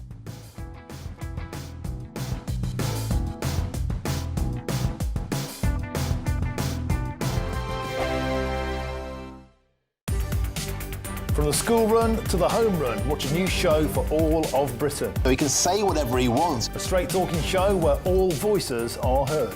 And, you know, when are we going to stop talking about smashing the gangs and actually do it? With the stories that matter from every part of our country. There's a bit of a crash landing there for your Chancellor. Bold, fearless and standing up for you. That's me, Martin Daubney, 3 p.m. till 6 p.m, weekdays, here only on GB News. The People's Channel, Britain's news channel. Martin Daubney, weekdays from 3 p.m. Well, he went to Sandhurst and graduated, and then decided the Paras wanted him, so he decided to go Royal Artillery. And he loved being in the army. He loved the camaraderie, the spirit, everything else. And he had a great career ahead of him. Went to Iraq and Afghanistan, and came back, and everything was fine. We were so relieved as parents. And then the signs started to be there of PTSD. It was quite a while after he came back that they sort of manifested themselves, and yeah, everything went downhill after that. And it was a long fight for him to try and get help, but there was no help available. There was no one he could turn to. And in the end, my wife and I, we had to care for him, which was very, very difficult for all of us. And there, you know, he was with us for about 18 months, and then in the end, he passed away. He had an enlarged heart. He was struggling very much with PTSD, so he turned to alcohol. But as most veterans do when they have this problem, and in the end, he obviously passed away 8 years ago. And we had no help at the time, and we didn't have anybody giving us advice or where we could go. And I was with Nigel. I went to Combat to Coffee a few years ago with Nigel, and we got this. The author of the book, Rob Parker, presented this to us and sent it to me. And everything in here in this book was so true. And with us, it was like a manual for us, or a diary really, of what was happening and what could happen. GB News, the People's Channel. Westminster's full of talk, but out here, it's the real world. Am I allowed to talk now? No, that's it. This is where it matters, real people and real lives. That's what politics is all about. In fact, this chap made a good start. No. Straight answers, no spin, and just a couple of pints. How many fingers have I got up? About 10. So join me for Lee Anderson's Real World every Friday at 7 p.m, only on GB News. The People's Channel, Britain's news channel.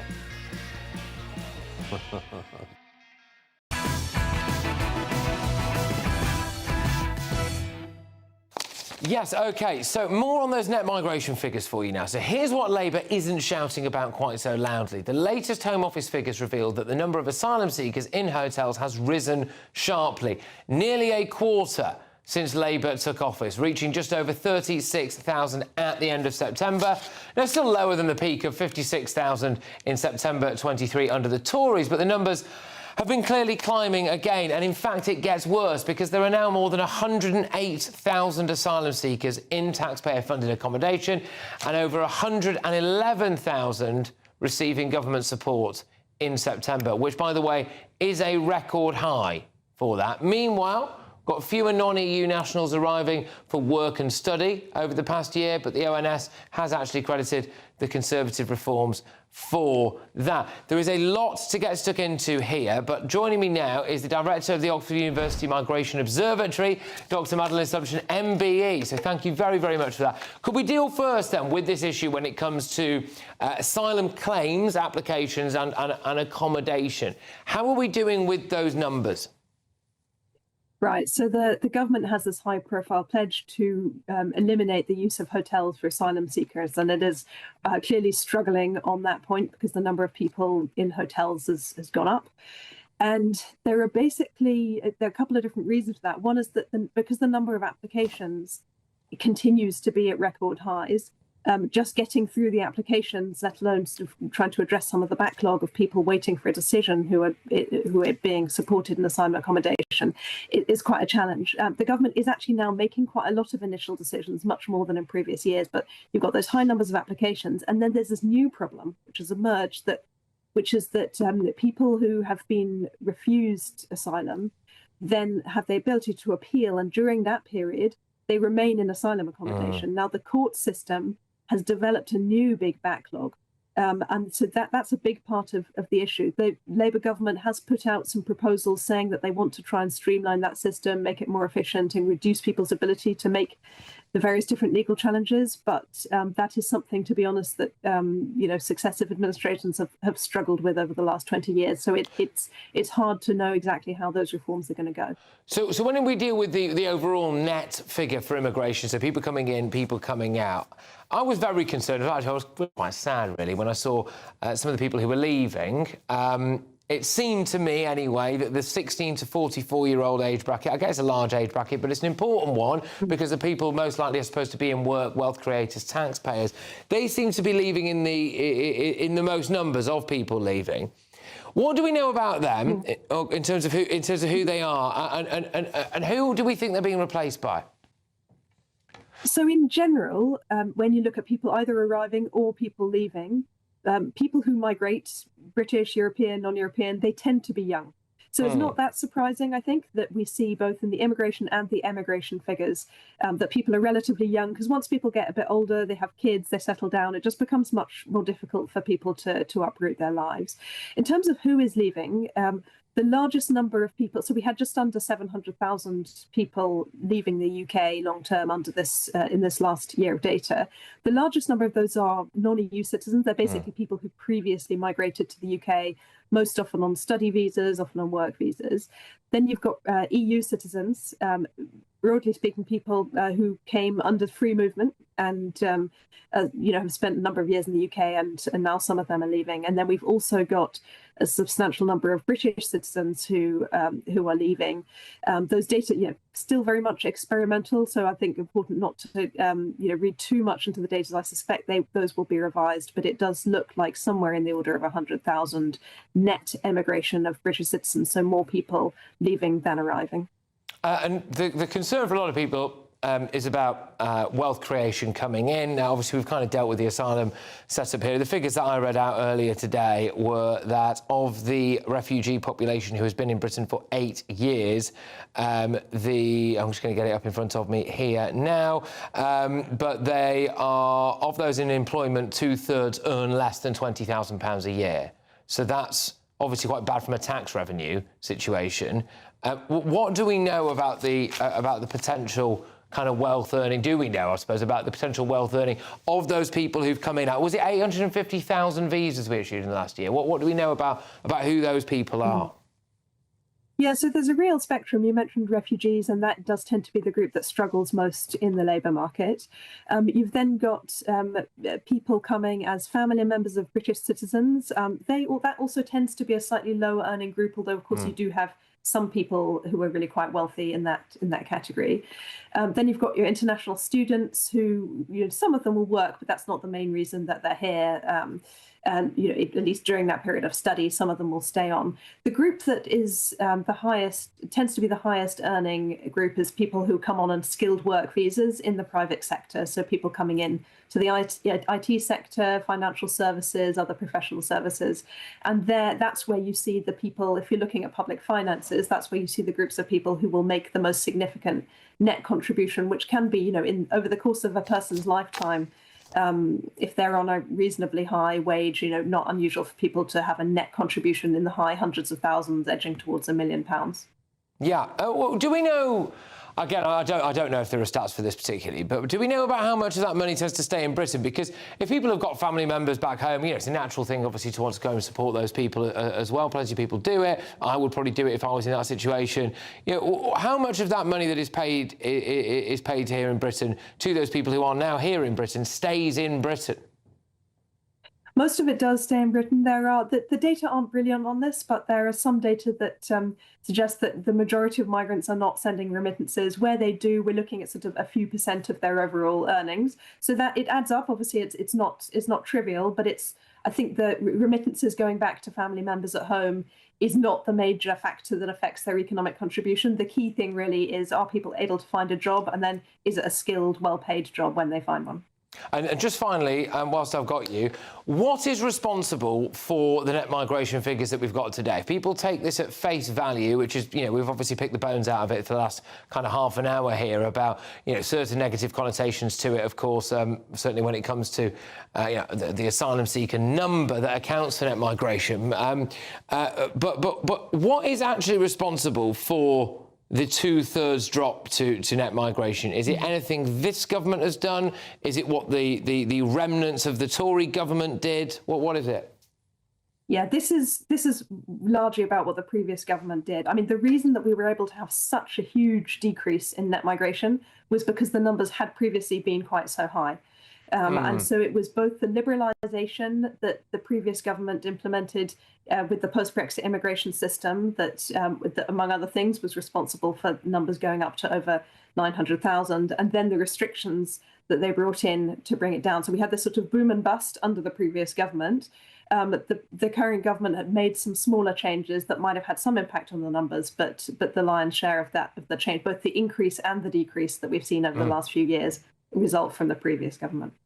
Well, thank you very much. Really fascinating stuff, actually, and I'd love to talk to you again at more length at some point soon. So Dr. Madeleine Assumption there, MBE, who is the Director of Oxford University Migrations Observatory. Take care. All the very best. Thank you. Home Office spokesperson has previously said, "We are furious at the level of illegal migrants and asylum hotels in this country. It is why work is underway to move asylum seekers into more suitable accommodations, such as military bases, to ease pressure on communities across the country. Public safety remains our first priority. We're working closely with local authorities, property partners and the local community as we transition away from using hotels." Well, coming up, I believe we've maybe had the first sight of the front pages, because this is new to me. The NHS's controversial puberty blocker trial will ask children if they are two-spirit. Oh, here we go. Good, it's got worse, hasn't it? Are you two-spirit? Am I two-spirit? Can I be three-spirit? Just when you think it couldn't get any more nonsensical, this is the NHS. The front page of The Telegraph tomorrow. Starmer rips up Rayner's rights bill and young people flee Labour's high-tax Britain. Right, well, it sounds like we're going to have a lot to talk about when we come back then, so newspapers next. Ready to soak up that holiday sunshine? Won't we need some cover? No worries, all sorted. All Clear Travel Insurance sponsors GBNews Travel Destinations Forecast. There's some further heavy, thundery rain affecting parts of Eastern Europe as we go through the next few days, particularly Greece and Albania. But starting off further west, yes, some rain pushing into the far northwest of Spain, but actually ahead of that, tomorrow looks largely fine and dry. A few bits of rain across the southern parts of Italy, but as I mentioned, it's further east, Greece, Turkey, Albania, where we're going to see heavy rain building up. Some places could see 250 millimetres through this week, enough to cause some disruption. All Clear Travel Insurance sponsors GBNews Travel Destinations Forecast. Good evening. Yes, it's time for your latest weather update from the Met Office here on GB News. The showers moving through overnight, many places becoming clear by dawn, but some very strong winds, particularly in the north and the west. We do have a Met Office yellow warning in place across northern and western Scotland. From this area of low pressure, moving to the north of Scotland, but the isobars really squidging together. Very strong gusts coming in here, 50, 60, maybe 70 miles an hour, perhaps even 75 in exposed parts. Could cause some disruption. Blowing in plenty of showers for northern Scotland and Northern Ireland. Showery rain for England and Wales at the moment, but that all clears through. Many places become dry and clear by dawn. Temperatures dropping to about 6-7 Celsius in most towns and cities, a little lower in the countryside, but generally not quite as mild as it was last night. It is going to be very windy, though, tonight, particularly, as I mentioned, across northern and western Scotland, where we have a Met Office yellow warning in place. The kind of gusts we're talking about likely to cause some travel disruption, perhaps also maybe some power interruptions as the showers move through, maybe a little bit of snow over the hills.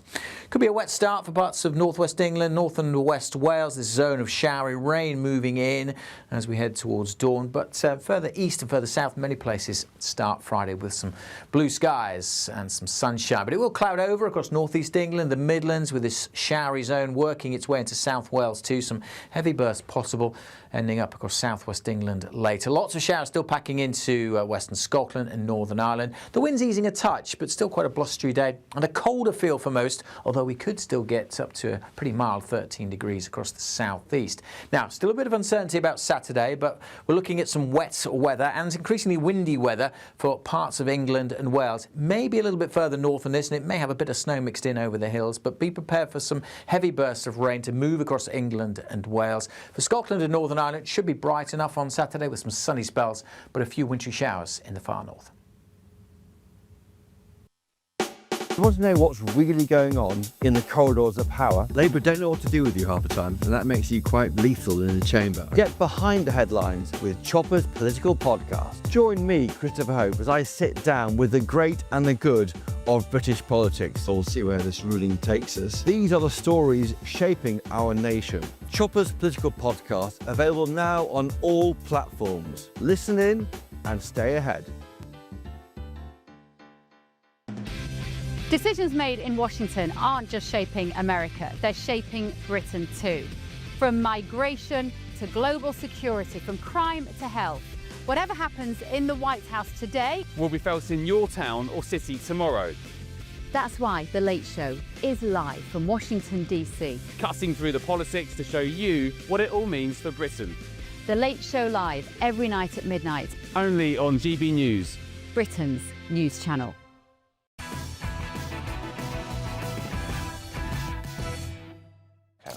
OK, well, welcome back. And this is the front pages for you. So, The Independent, the IFS, Reeves broke manifesto promise. PM, no, she didn't. No, should we do the voice? No, we won't do the voice. The Metro, PM hails big migration fall. Only 204,000 more people are living in the UK, only.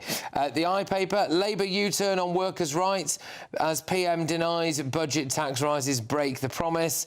So apparently this is that you're not going to be allowed to sue your employer if they sack you on day one anymore, is that right? Yeah, they've extended to 6 months, which still isn't enough. It makes young people a risk to employ. It's a government stunting the growth of a young person. I'll come back on that in a bit. We'll do the rest of the front pages first. The Telegraph, Starmer rips up Rayner's rights bill. So something like young people flee Labour's high tax Britain they've got. Then we've got The Guardian, ministers ditch manifesto pledge for job protection from day one. Yeah, fine. Reeves tax rises may be fiscal fiction. So there we go. Those are the papers. All right, well, let's do this then. So at the moment... Oh, no, sorry, go on, explain to me. What were Labour wanting to do when it came to employment rights? They wanted to make it so that if I got a job and then they decided, possibly rightly so, to sack me immediately, then I could have taken them to an employment tribunal. Yeah, so the Employment Rights Bill, it brings in the protections of a whole range of things that are currently... You have to be in the job for 2 years, would go from 2 years to 0. Most of that will still remain on day one, you'll get protections, but today the government announced that it was going to, on unfair dismissal, was going to move that from 0 to 6 months. It didn't announce they were forced to do that by peers fighting them so hard in the chamber because it is ridiculous. You've got to make young people attractive to employ, not scary to employ. And between NI and most of the contents of this bill, a person cannot take a chance on someone who doesn't have a good track record in work. But this is... The Telegraph is saying that this is the second manifesto breach in as many days. But go on, as our resident young person then, what do you think about this? Well, on principle, I think it's good, but actually, on reflection, all the cases that we deal with the Free Speech Union, they're very... And I don't know if I'm correct about this, but I'm imagining a situation, a real-life example, where I have a friend who was sacked 3 days into her job because she said that Joanna Cherry wasn't a transphobe. Oh, I see. So, for example, if it's a free speech issue like that and it's a gender-critical belief that's protected by the Equality Act, you should be able to go after... I think discrimination, the discrimination case can we're still protected from day 0. OK, fine. That's completely fine then. But yeah, on principle, absolutely agree. I've done my fair share of hospitality work. When a young person turns up to a pub and they might be on 0 hours, whatever, or even if it's a proper contract, some of them can be absolute rubbish. There is no reason why someone running a very busy pub should have to keep an absolutely rubbish young person who's either new to working or is just lazy. The other thing about the Employment Rights Bill, which will still allow, again, I may have got this wrong, but as far as I'm aware, will still allow people to sue their employers if they are subject to third-party non-sexual harassment, and that is what the Free Speech Union... Sorry, you're going to have to explain to me what that is. So, it's Clause 20 of the Employment Rights Bill, and the Free Speech Union had a huge campaign, we branded it the banter ban, because it allowed employees to sue their employer for not putting in reasonable adjustments to protect them from third-party, non-sexual harassment. That's the bit I don't understand. So, third-party. Let me give you an example. Imagine... Are you going to do it to me now? Yeah, there's a pack of geezers in a pub and they're having a very out-of-order conversation. Clearly a little bit bullying, a little bit misogyny. Right. If one of your staff hears that... Overhears it. It's not directed to them. Overhears it. They sue you. They sue you. Well, it's good news for people. Can I sue all the out-of-order conversations I hear on this? I'm joking. Well, I'm joking. Presumably, it's good news for the deaf community because they would want to be hired, wouldn't they? Because they can't hear any of the third-party sexual harassment. They could lip read. Deaf people lip read very well, but the point is, it just makes employing people too high a risk. That's the point. Especially if it is in hospitality, where, again, the things I have heard in certain pubs, and I was very woke when I was younger, and at the time, if this right had been...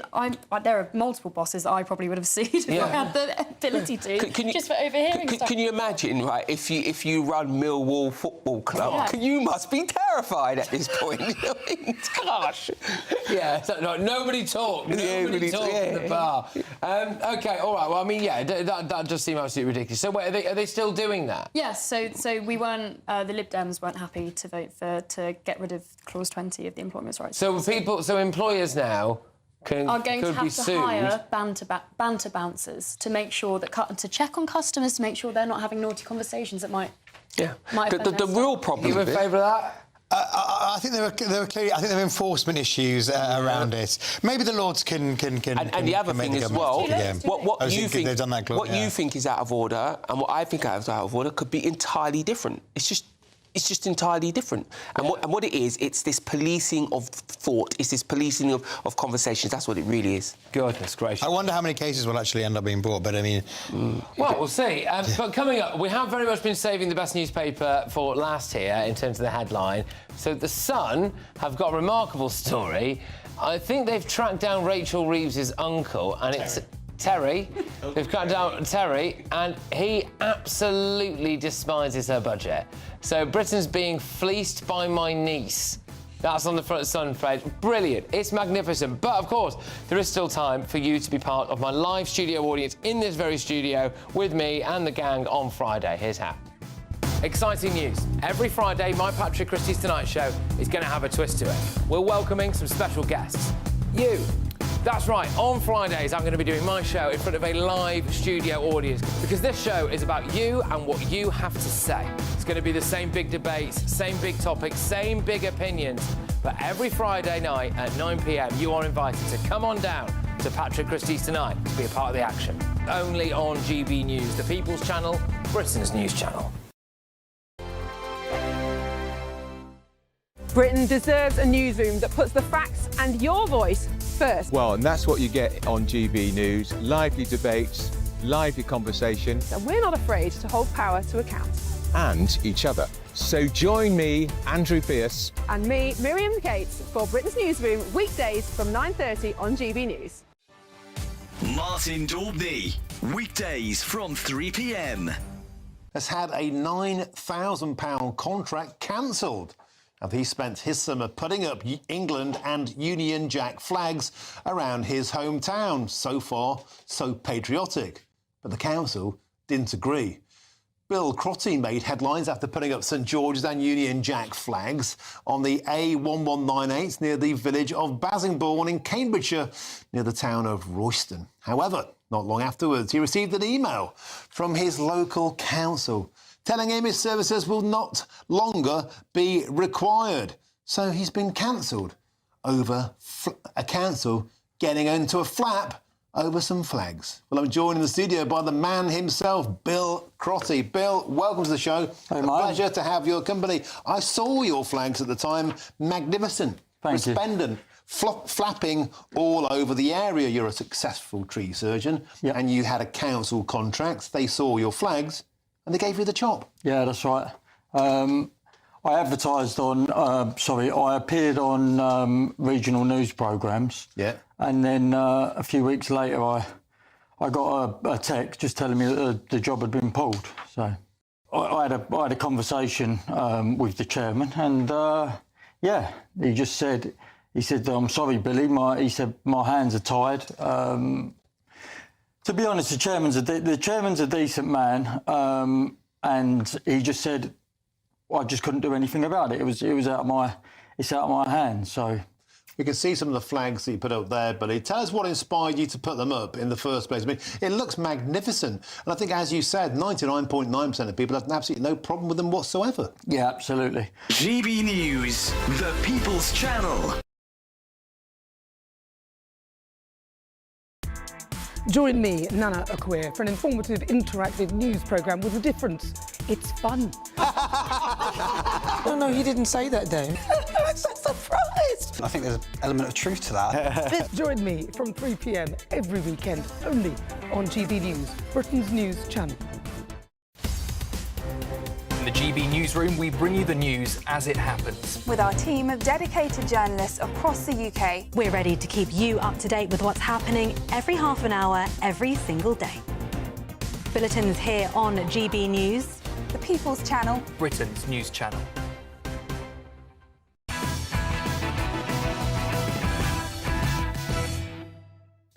Welcome back. So, the final set of front pages, corker this, on the front of the Sun. Britain's being fleeced by my niece.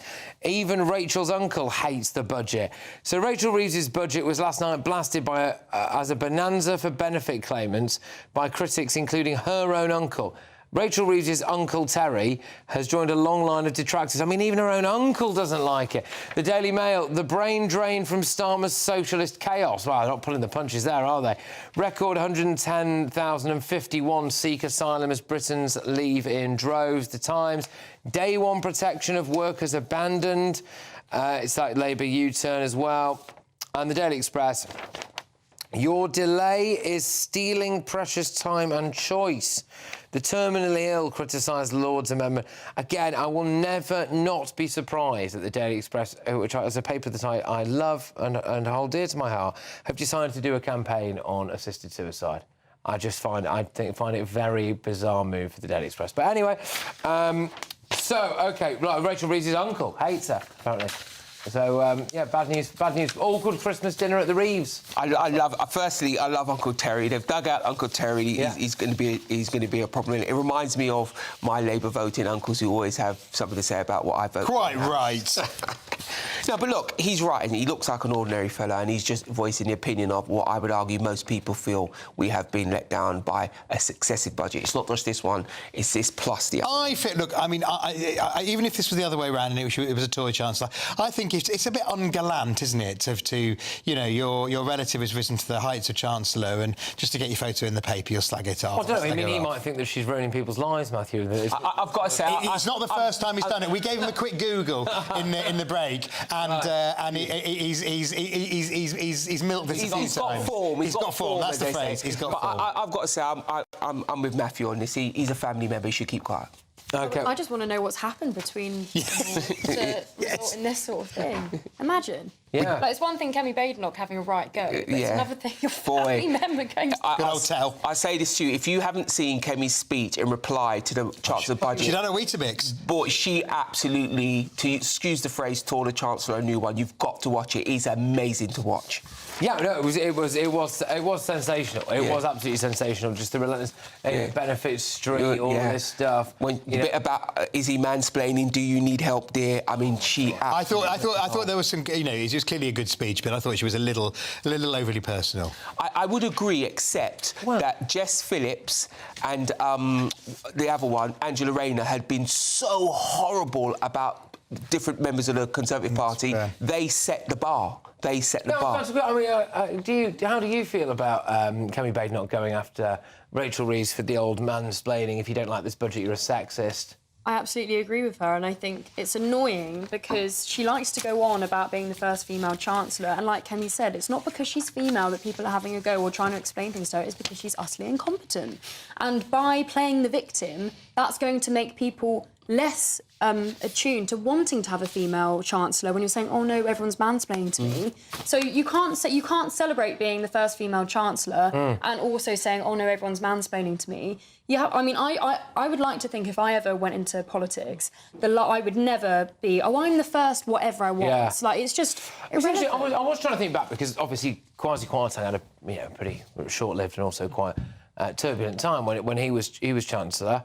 I don't think he cried racism when people were saying... No, he took it on the chin. And look, the issue is this, isn't it? If the Chancellor is such high office, yeah, you're not a man or a woman, you're the Chancellor. And you have to take it on the chin. And what's interesting about many Labour Party members, they're quite happy to give it out, like when they called George Osborne a murderer, when they released a song about Maggie Thatcher, calling her a witch. Apparently that's fine, but somebody says something to Rachel Reeves and they're misogynist. I think there's not parity here. We can hear a little bit of Cammy Badenoch here, I think, can we? A bit. Madam Deputy Speaker, I've identified a way to save taxpayers huge amounts of money by sacking just one person, the woman sitting opposite. It was pretty savage, but you think it was overly personal. We're going to have to be quite quick, Matthew. Do you think it was overly personal? I thought it got a little bit overly personal. I think she kept saying she this, she. She used the word she endlessly and not the Chancellor. There was a little bit of lack of civility. But I think you're right. I think at times Jess Phillips and Angela have shown a lack of civility as well. Is there not a tradition on Budget Day to go really hard? That's been upheld. Is there not? Well, I would have thought so. No, because I would have thought so, because it does genuinely seriously affect people. And also, it's like, we are in big trouble at the minute as a country, and so our people deserve a better stick for it. Do you know who to approve of it? Approve of the attack? Terry. OK, attack Terry. Right, all the front pages in more detail in just a second.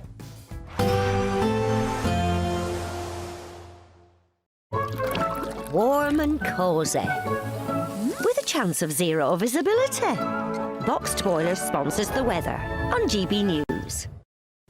Good evening. Yes, it's time for your latest weather update from the Met Office here on GB News. The showers moving through overnight, many places becoming clear by dawn, but some very strong winds, particularly in the north and the west. We do have a Met Office yellow warning in place across northern and western Scotland. From this area of low pressure, moving to the north of Scotland, but the isobars really squidging together. Very strong gusts coming in here, 50, 60, maybe 70 miles an hour, perhaps even 75 in exposed parts. Could cause some disruption. Blowing in plenty of showers for northern Scotland and Northern Ireland. Showery rain for England and Wales at the moment, but that all clears through.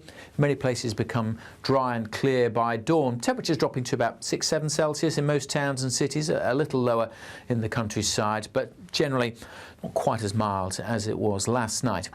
It is going to be very windy, though, tonight, particularly, as I mentioned, across northern and western Scotland, where we have a Met Office yellow warning in place.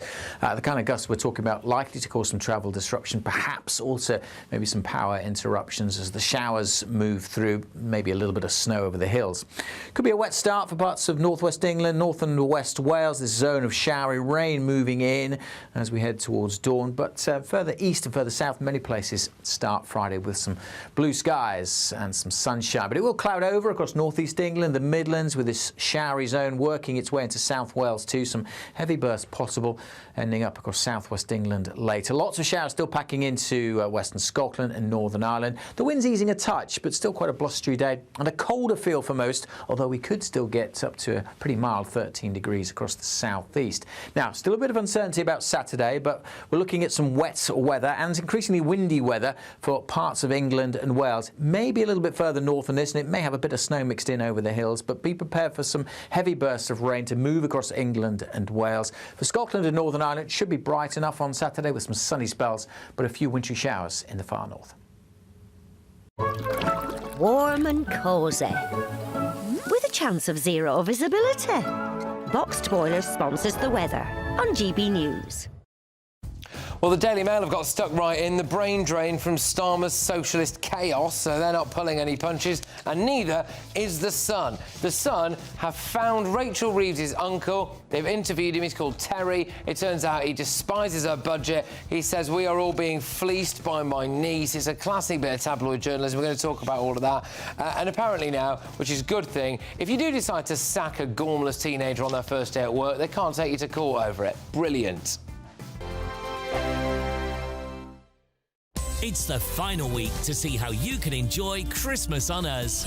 First, we'll give you an incredible £30,000 in tax-free cash. Then we'll give you a further £10,000 cash to spend on all your Christmas presents, even the tree. Christmas lunch, that's on us too, with £1,000 in shopping vouchers to spend at your favourite supermarket. Finally, a GB News Christmas goodie bag. For another chance to win, text WIN to 63225. One entry costs £2.50 plus one standard network rate message. Or text BONUS to 63225. 5 entries cost £5 plus one standard network rate message. Go to gbnews.com/win. Entries start at £2.50. Call 0903 686 3232. Calls cost £2.50 plus your network access charge. Or post your name and number to GB17 PO Box 8690 Derby DE1 9TT. UK only. Entrance must be 18 or over. Lines close at 4 p.m. on the 28th of November. Please check the closing time if listening or watching on demand. Good luck.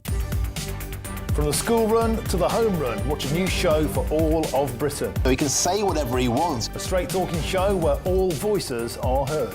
And, you know, when are we going to stop talking about smashing the gangs and actually do it? With the stories that matter from every part of our country. There's a bit of a crash landing there for your Chancellor. Bold, fearless and standing up for you. That's me, Martin Daubney, 3 p.m. till 6 p.m, weekdays, here only on GB News. The People's Channel, Britain's news channel. In the GB Newsroom, we bring you the news as it happens. With our team of dedicated journalists across the UK. We're ready to keep you up to date with what's happening every half an hour, every single day. Bulletins here on GB News. The People's Channel. Britain's news channel. Westminster's full of talk, but out here, it's the real world. Am I allowed to talk No, now? that's it. This is where it matters, real people and real lives. That's what politics is all about. The fact that Trump made a good start, no. Straight answers, no spin, and just a couple of pints. How many fingers have I got up? About 10. So join me for Lee Anderson's Real World every Friday at 7 p.m, only on GB News. The People's Channel, Britain's news channel. Westminster, the ultimate clique. And you're fighting like rats in a sack. But here on the Camilla Tominey Show, we ask the questions the establishment media is too scared to ask. OK, let me ask you a straight question, because I know you're a straight-talking politician. Whether it's net zero, illegal immigration or law and order, nothing is off limits. You had the power then. Yeah, as I and say, now you've lost it. That's the Camilla Tominey Show, a politics show that's fearless. But no, let me finish my question if you don't mind, because it is my show. Sundays at 9:30, only on GB News, the People's Channel, Britain's news channel.